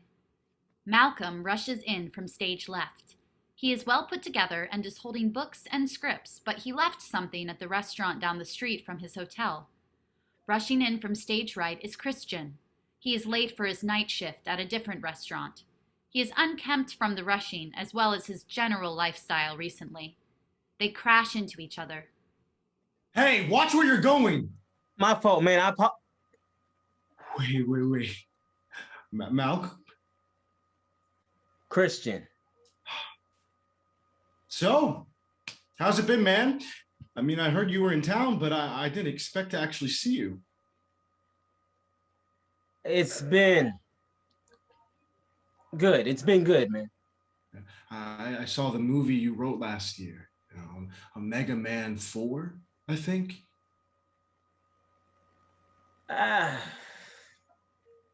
Actually, I haven't written anything for any of the Omega Men since the second one, but I'm glad you enjoyed it. Yeah, of course. But like, how could I know? They still credit you, and it's not like you tell us anything down here. Yeah, they decided to go a different direction with my creation. It's whatever. Besides, hey, apparently superhero movies are out. It's all about the sports flicks again. Anyway, how have you been? Is Olivia good? Me and Olivia, we decided to. Oh, hey, I'm sorry. I had no idea. Yeah, it's no biggie. I just wish I could have had a bit of support during that time. Shoulder to cry on or something. I feel that. Yeah, I really wish I could have let you keep her in high school, right? And no hard feelings about that, huh? Right. Hey, of course not. I mean, it's not like I held a grudge about it. My son read a monologue from one of your plays, The Believer, I think it was called. And I can't shake the feeling that you did hold a grudge. Your son's in theater? Yeah. Isn't that something? Yeah, wow. I mean, I figured he'd just, be into following after his own man. That baseball stuff. Yeah. You know what, Malcolm? You make me sick. I'm sorry, what do you mean? Not once, Have you checked on me? Or Olivia? Or anyone? You never called and asked how I'm doing. My emails, you don't respond to them. You got famous and you made it big, and then you abandoned me. Abandon you? Abandon you? Bro, you want to talk about abandonment? You abandoned me first. Oh, here we go again, man. You know, she chose. Look, I'm not talking about the Olivia shit. Oh, it's always about Olivia with you. Her eyes are like a sunset. Her skin is like bronze. Is what you wrote about Amelia in that play. That is an exact quote. Look, man, you got it twisted. This started way before then. Back when you decided to put your team before your real friends. Freshman year, I was just too geeky, too little theater to grace your presence anymore. I was a kid. I was too. That's why it hurt. You don't tell me about hurt when you will never understand what it feels like to fail at life. And every year you see another trailer with your supposed best friend's name on it, and my son tells me that you crawled back here to do a damn book signing without telling anybody? A lot about failure. If you actually paid attention, you'd see that my last 3 movies bombed at the box office. But the real problem isn't me. The problem is the fact that when you weren't good enough to go pro, you became a bitter loser with no friends who cared about you. No. When I read your play and I saw that you were talking about me, I promised myself I would make sure that when I saw you again, I would kill you when I did. Christian pulls out a knife and points it at Malcolm. Hey, take it easy. You don't want to do this. You sure? Because your character in The Believer, man, says that Clayton is dangerous, he's vindictive, he will do whatever it takes to get his own satisfaction. I promise you, you don't want to do it. How do you know what I want, man? You don't know me. I know. Because when I saw those wedding photos 10 years ago, I said the exact same thing. Christian's hand wavers a bit. Malcolm walks up and hugs Christian. Christian drops his knife to the ground. End of play.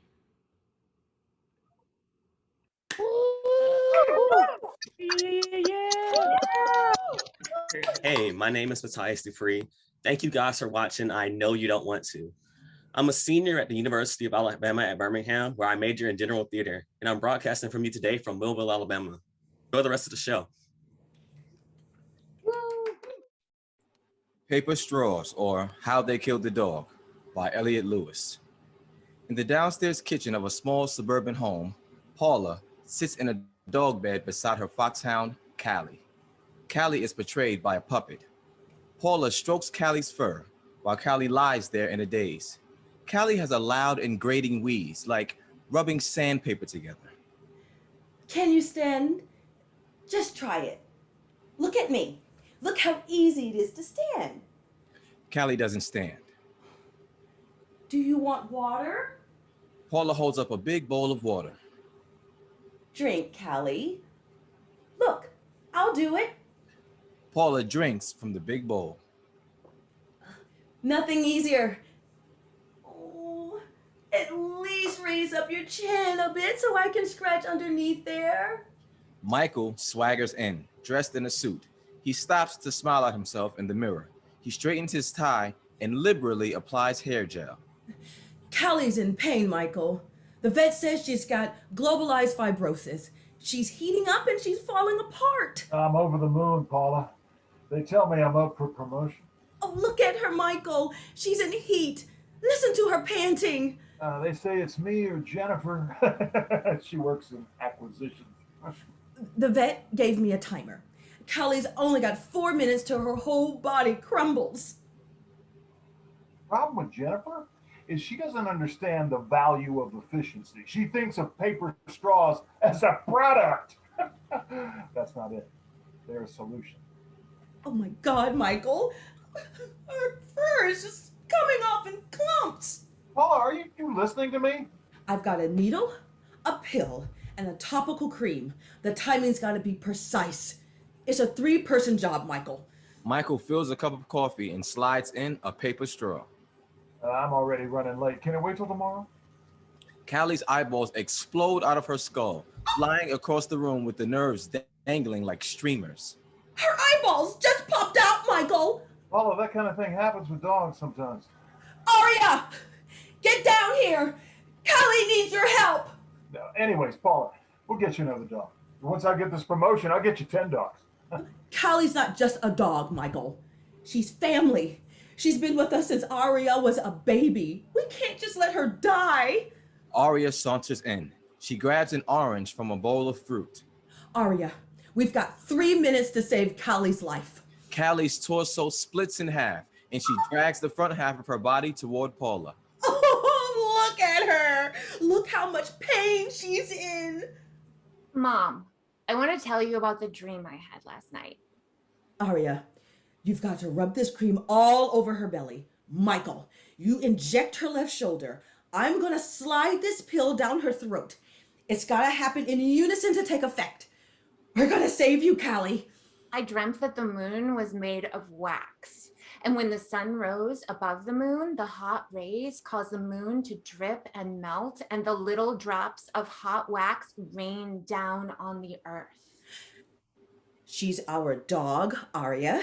She's our family. She used to sleep in your bed every night. Don't you remember? They were so beautiful. These perfect little white droplets of wax. They covered the whole world in a thin layer of waxy frost.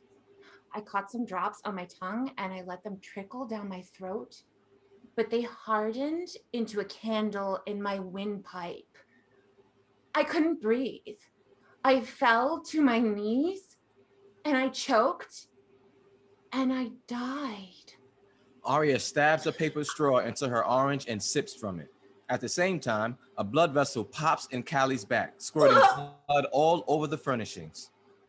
We have 1 minute, Aria. The whole world is made of wax, Mom. And everything is going to heat up and melt, so there's no use in trying to hold on to it. In fact, the harder you hold, the faster it will melt. Aria sips loudly from the orange. Callie moans in pain, a loud, unhuman bleat. 30 seconds. We can save her. We can save you, Callie. No use in watching, Paula. You'll only upset yourself. Here, have a drink and grab a paper straw.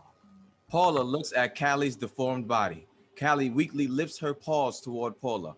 Paula turns away. You're right, Michael. Callie's too far gone. She's just going to die. It's never too early to move on, Mom. Aria hands Paula an iced tea, complete with a paper straw. Paula takes a sip. That's delicious. Michael joins Aria and Paula. Each sip from their respective drinks, smiling, forming a tableau. Wow, it's so much nicer to ignore. The timer goes off. While the family isn't looking, Callie bursts into flames. End of play. Yeah, man. Yeah, Elliot. Hey everyone, thank you. My name is Elliot Lewis. Thank you so much for watching my play Paper Straws, or How They Killed the Dog. I am a junior at Yale University studying English with a concentration in playwriting, and I'm originally from Highland Park, Illinois. Thank you so much. Ooh, go Elliot. The number 117 by Ayanna Palmer. There are two people sitting at a kitchen table, a mother and her son. Another woman stands a solid distance from the duo at the table. The young boy frowns down at his math homework. Why 117? Why any number? Look, I say that if writing about the number 117 is the only thing keeping you from getting from 6th to 7th grade, you write about the number 17. Don't knock the extra credit.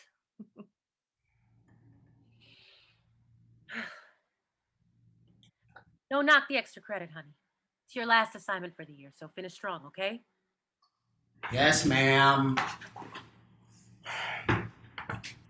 Caroline.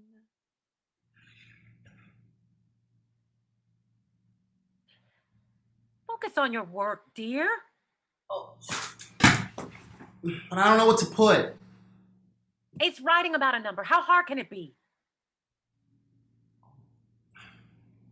I'm sorry. Just talk me through it. Baby, look at me.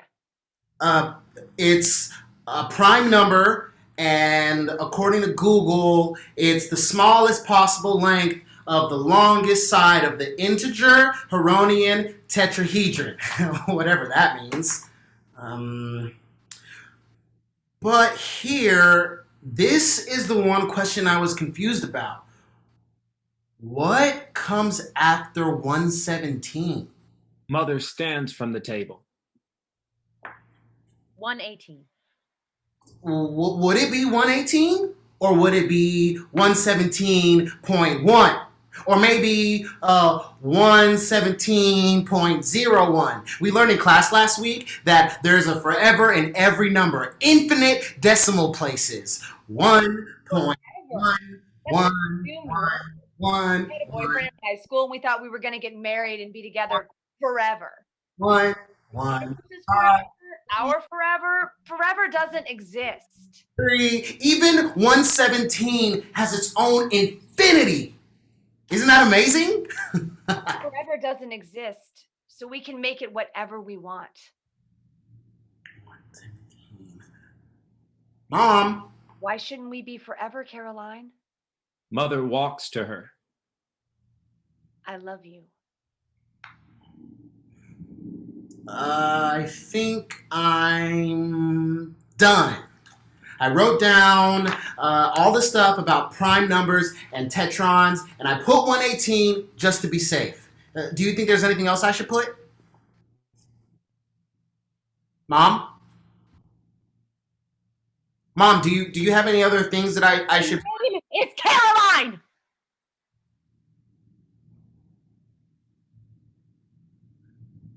I'm Milo. Mother turns fully back to Kiddo. The spotlight on Cecilia fades. I wasn't. You. I'm sorry. He returns to the table. Kiddo embraces her. End of play.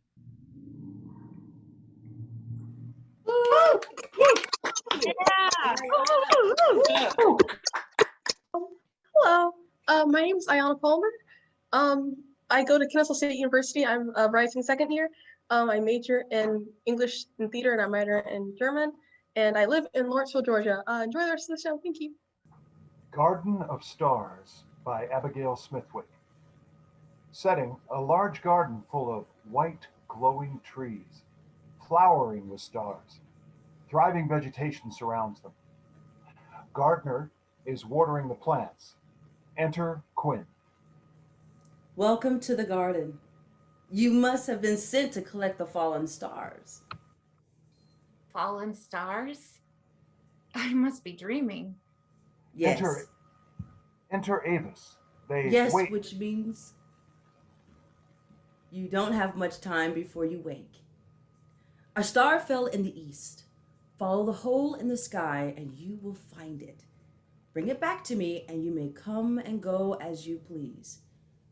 But to return to your world with a fallen star means expulsion. That is the only rule of the garden. Do you understand? Yes. Good. You best be going. Exit Quinn. Gardener, I've been meaning to speak with you. I retrieve the fallen stars each night. I see them planted in the earth and grow, but it pains me that the rest of the world will never see the garden. The garden is not for them. Why not? Not all humans are like you. Many are greedy and selfish. That may be true, but the trees can heal more than just the earth. Art can heal as well as medicine. The garden is not art, it is life. Why can't it be both? People would come from all over the world to see its beauty. Witnessing how the sky has forgiven the humans for what they've done and granted us stars to mend the earth, it's inspired me. It will inspire forgiveness in others as well. You are naive. Humans will take advantage of the magic. Why would they make an effort to be kind to the earth when the stars can heal their cruelty? Humans wouldn't do that. Please, let me take a star back to my people. The stars are not yours to take and not mine to give. There is a finite number of stars in our sky. We must not be greedy with the few we are sent. Stop speaking of greed as if it is all we are capable of. Haven't you seen us love? There is danger in only seeing the love in humans. Let me take just one star. I understand the possible consequences. Why do you ask me for permission when what you desire is already in your pocket? How'd you know? Stars are too bright to hide. Please, Gardner, let me speak. I was afraid you would not approve, so I stole the star. But I believe this is what is best. My intentions are good. Don't banish me. I love the garden. I'm meant to help the earth. I need to be here. No, you don't. You have broken the only rule of the garden. You must leave. Avis offers the star to the gardener. Take it with you. And if you think this star will do good in the human world, I will gift it to you. Protect it. It is the only one you will ever get. Prove that your people are as good as you say. I will. I truly hope you will. But humans often disappoint. Don't disappoint me. Exit Avis. Enter Quinn. Congratulations on retrieving your first star. Thank you from me and the earth. You best be going now before your night ends. I bet it's beautiful to see the sunrise, to see the light reflect off the trees. The sun does not rise here. The stars thrive best in the moonlight. Have you ever seen the sun? The moon is all I've ever known. Oh, I'm sorry. This world is so dark, and it must be lonely. There is beauty in darkness and in solitude.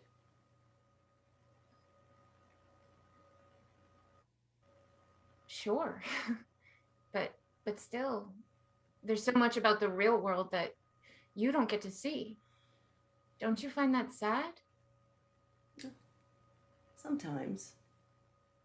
But I have everything I need here, and the trees make good companions. I rely on them, and they rely on me. They never disappoint.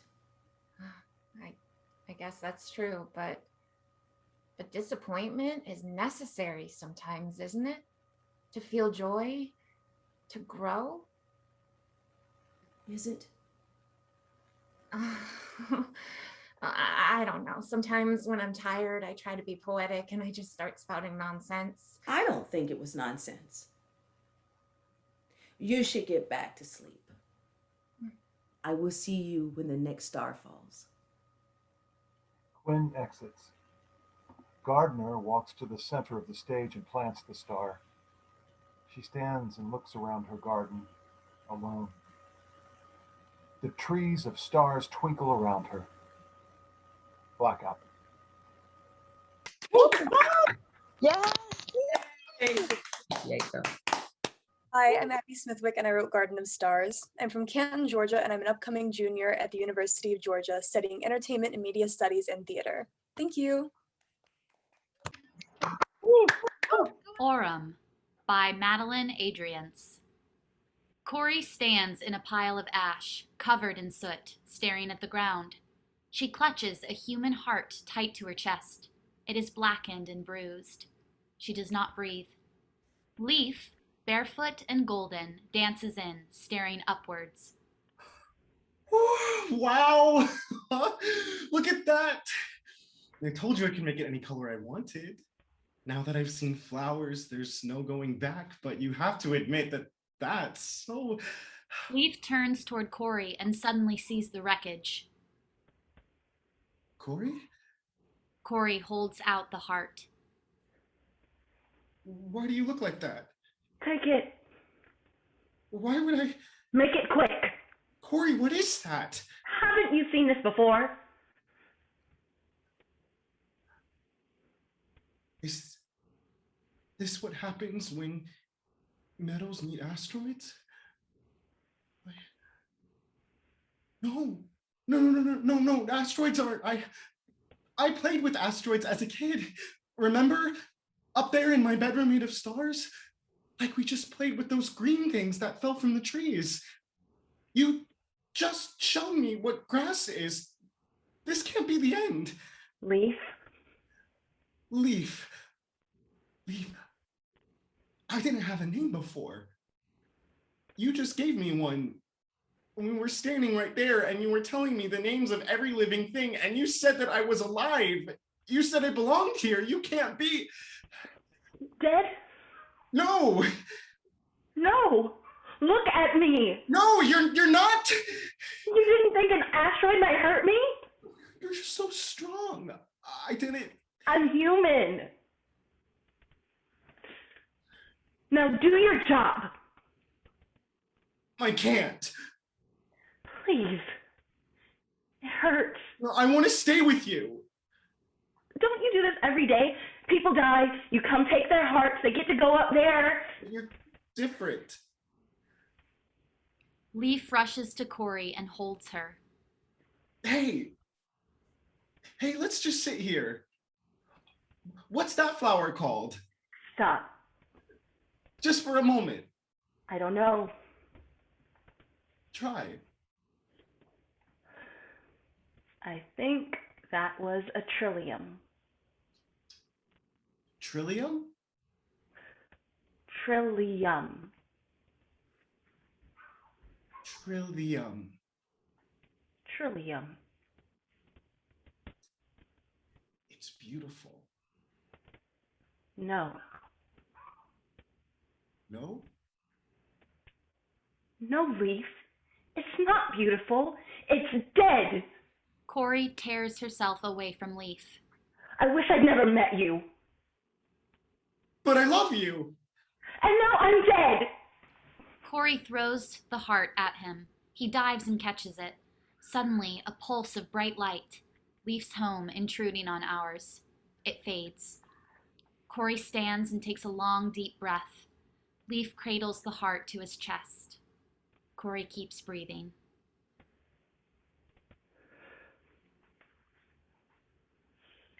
How does it feel? Hurts.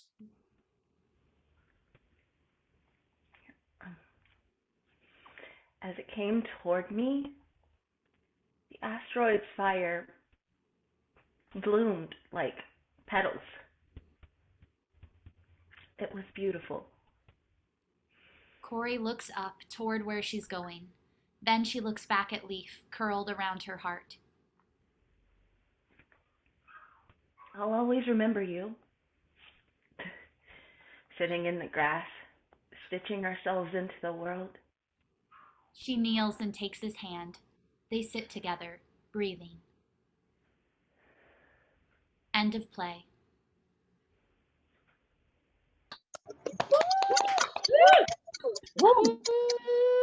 Hi, I'm Madeline Adrians. Thank you so much for watching my play, Arum. I am a rising second semester sophomore at Brown University studying English and theater, and I'm from Portland, Oregon. Thank you so much for coming. Till the Sun Tears Us Apart by Jessica Wong. It's dawn.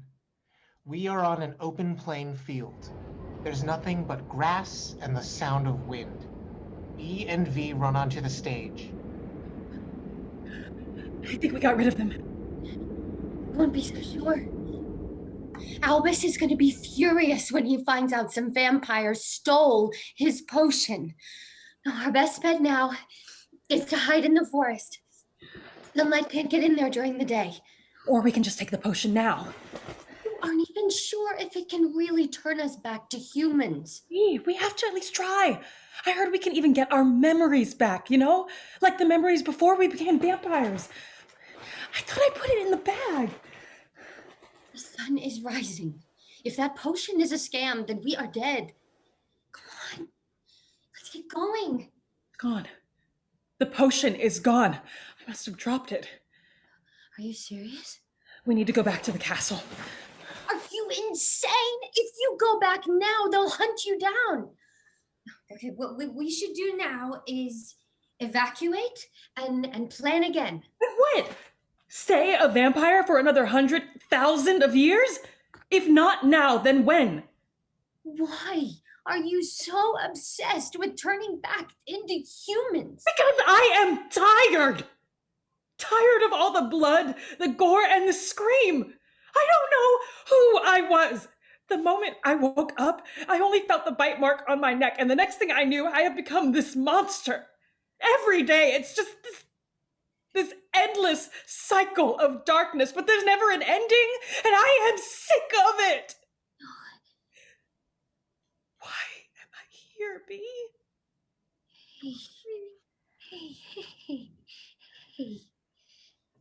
Hey, look at me, V. Look, you are not nobody. You are V. You are my joy, my pain, my love. Before I met you, I was the loneliest vampire for 200 years.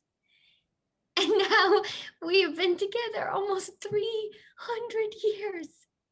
And even if you are an immortal monster forever, I will still love you. I will love you till the sun tears us apart. If you meant it, you will understand why I have to go back, right? Are you going to leave me now? B, let me through. You will turn back and we will go to the forest. No. Don't make me do it. Stay out of my way, B! V pushes B away. B quickly runs in front of V and strikes one of her weak spots. V lets out a painful scream and tries to defend herself. You are not going to abandon me like the rest of them. I am not! B, quit spitting out nonsense! The two engage in a fight. Eventually, B comes out on top and wins.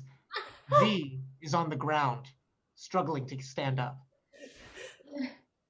Grab my arm. We're going to the forest. Why, B? Why? Because we don't have much time. We have to be quick or else...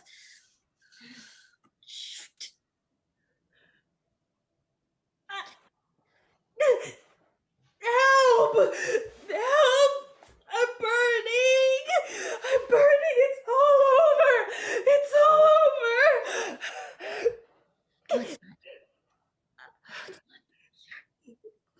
I'm not going to let you go. I'm not going to let you go.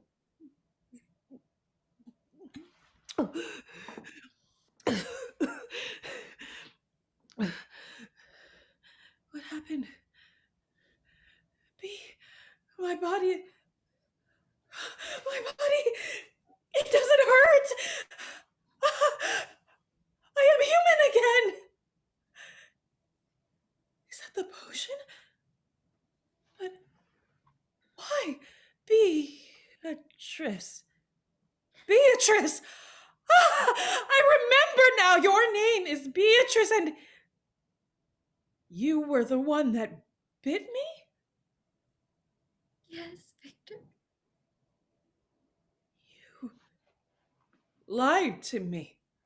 Look, I just don't want to be alone again. And I was scared that if you remember, You'll leave me too.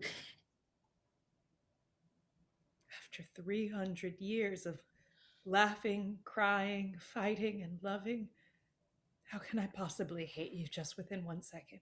I just want to be somebody too. I'm sorry. I'm so sorry. You stay with me. Look at me. Shoot, why did you feed me all the potions? I can't be a human again. Shh, breathe. Be, I am going to carry you to the forest now. No. But please just stay. Okay. Till the sun tears us apart. Till the sun tears us apart. The two sit quietly on the playing field as the sun slowly rises. The warmth of sunlight quietly takes Beatrice away.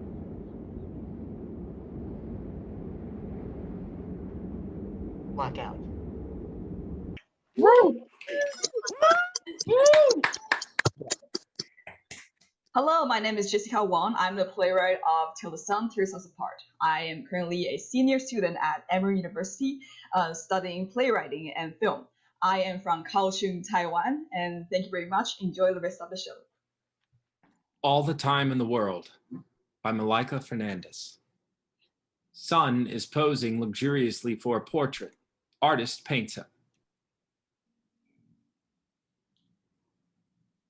Now can I take a look?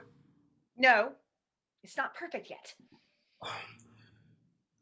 I'm concerned about my ears. I want them to look vibrant.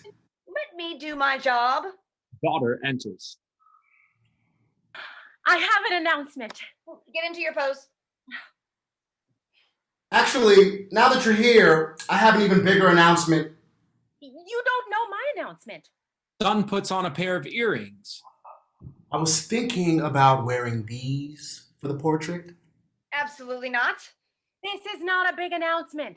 My ears have to look full of life. When your parents get home, I'll tell them what you're doing. What are you going to do? Ground me? We're 31. We don't need a reminder. These earrings will make me look younger. You're not supposed to look younger. I'm supposed to capture you perfectly. My ears are going to look perfect. Can I make my announcement? I have an announcement. Take off your earrings. I have an announcement. No. These aren't announcements. If you don't take off your earrings, I'm going to start over. No. Fine. Start over. This is why this painting is taking forever. We can't keep starting over. We're going to do whatever it takes for me to get paid. Then follow your instructions. Capture us perfectly. You're never getting paid. A great artist could capture both of you perfectly. Immortalize you, make you gods. I feel like we should have just taken a photo. But they want to capture you. You really let them get into your head. Artist rips the painting in half. This is my decision. We're starting over. So I can keep the earrings on. Both of you are wasting my time. There's no rush. We're not going anywhere. No!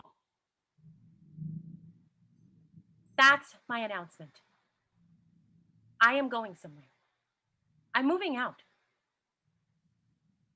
I don't understand. What about the painting? Where would you go? I'm going to Russia. Suburban Russia. I'm getting as far away from here as possible. But no, you can't.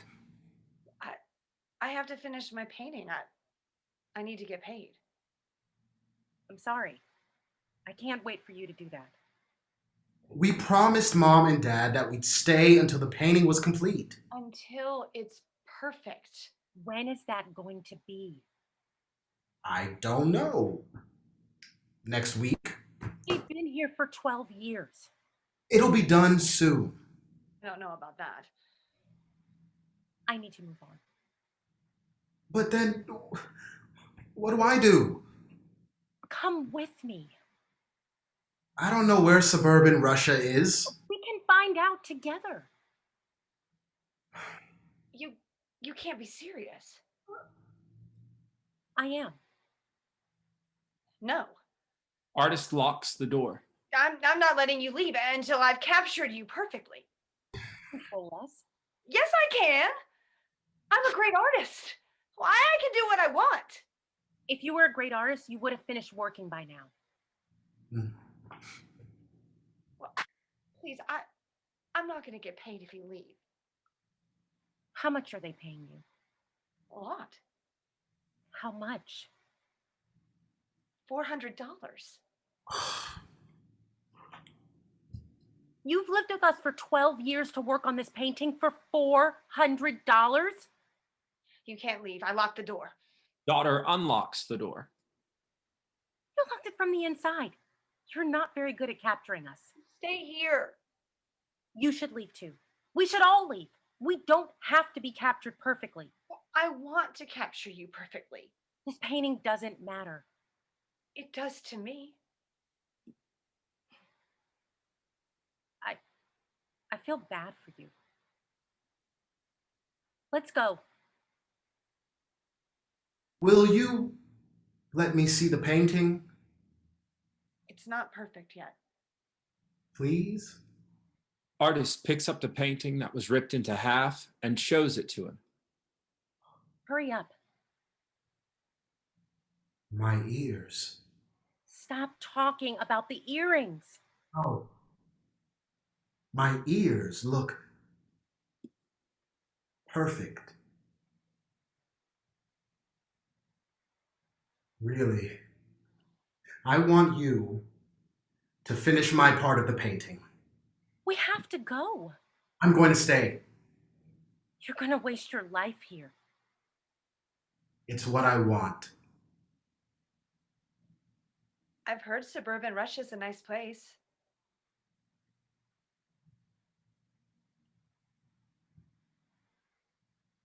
Tell Mom and Dad I'll call them when... Tell Mom and Dad I'll come back when... Tell them that I've gone.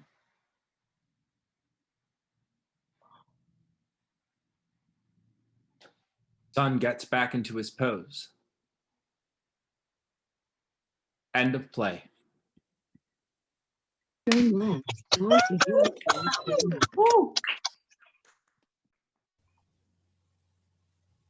Thank you. Hi, my name is Malaika Fernandez, and you just watched my play, All the Time in the World. I'm a rising junior at Wesleyan University studying theater and economics. I'm from Mumbai, India, and I'm currently in Belmead, New Jersey, and I hope you're enjoying the show. Righteous Crew versus the Environmentalists by Rowan Lucas. The lights come on, Environmentalist enters just covered in plants. Sirens sound throughout the building.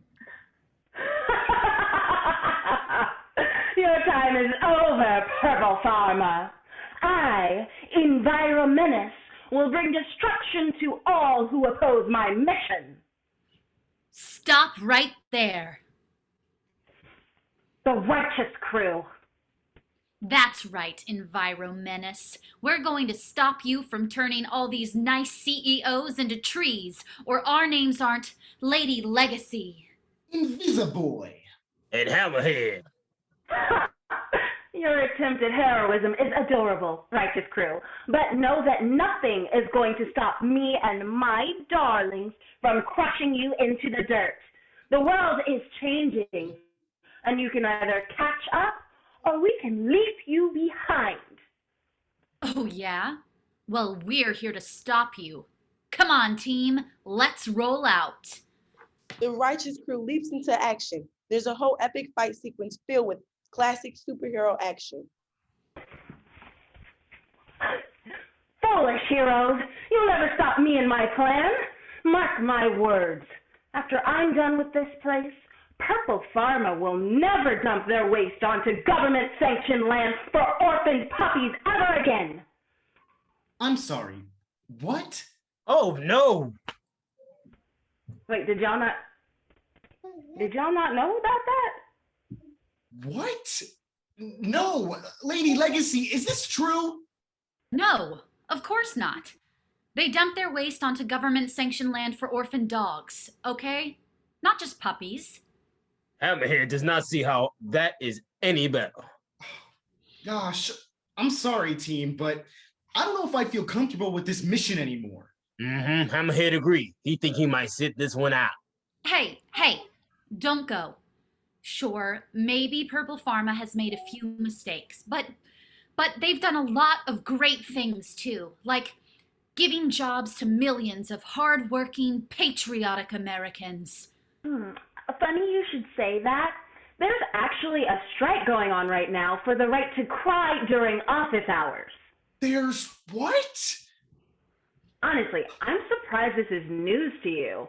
Compared to most of the companies you protect, Purple Pharma is amateur hour. Come on now. That can't be true. What about Lifetime Deli? Donates to anti-mutant organizations. Asteroid Industries? Lobbies against non-Earthling state protection. Blue light oil?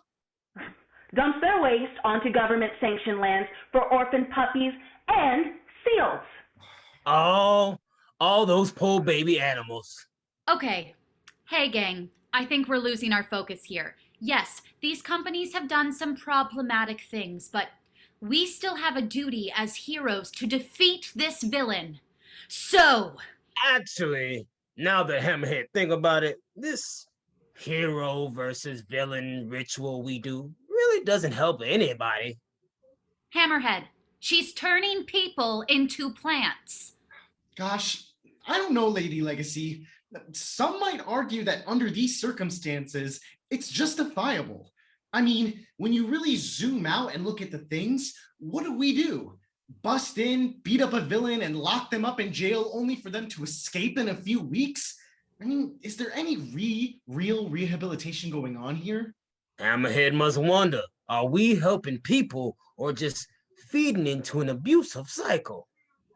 Yes, exactly. You know, I am so happy we're having this conversation. Education is elevation, and you always have to ask yourself, are you helping society grow or just protecting the status quo? Oh, that's a good one. Hammerhead like that. Can he write that down? I'm sorry. What is going on here? We're superheroes. She's a supervillain. We are in the right here. But are you really? Lady Legacy, can I ask you something? What have you done to help your people lately? I literally threw a meteorite back into space, like, last week. Yes, but what about your people? Like, not to virtue signal or anything, but I just recently helped organize a community garden. Oh, is that the one on Microman Drive? Huh, Hammerhead niece and nephew love that place. Honestly, Environments, would it be okay if we teamed up with you? Hammerhead does not know if he can support this organization anymore. Of course. I'm always happy to have some more help for the cause. What? No! Actually, I have a few ideas. Okay. I want to hear about them, but first, what's your favorite plant? Trillium. And now, absolutely. And now, as for Greenpeace, do they sponsor us or are we working in congruency? How does that work? You still have to turn in your 2 weeks' notice.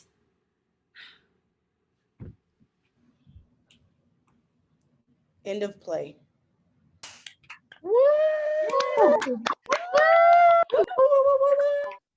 Yeah, thank you so much for watching. My name is Rowan Lucas. I'm currently a rising freshman at New York University, studying dramatic writing. And what else do I have to say? Thank you so much for watching. And that is the end of the show. So thank you all so much for coming. You did it. We are. That is the end of our show. We have all 22 plays. If you stayed with us, thank you. Now we are going to do our little curtain call. So first up, we are going to have all of our actors and interns turn their videos on. For a round of applause, everybody else turn their videos off. Actors and interns on. Woo! Woo! Woo! Hey. Intern. Yay. Okay, next next up, we're going to have our 4 directors are here. Do we have them all up? Hey, Kim. I know Kim was a director. Yeah. All right, now next up we have our mentors. Come on, Jordan. With us. Come on, Jordan. And last but not least, we have our playwrights. Playwrights, come to the screen. Yay. Woo! Playwrights! Yeah. Playwrights! Woo! All right. That is all we got. We're so happy that you joined us. This is made possible by all of our wonderful funders who you'll see at the end, but particularly the National Endowment for the Arts, the Molly Blank Fund, and Warner Media. Thank you specifically to them since they are sponsoring the show. And we hope you had a great time. These are our playwrights of the future. Our playwrights, our screenwriters, our TV writers. So you're going to see a lot of them in the future. And thank you for being with us. You too, Dior. All right, everybody wave bye. Bye.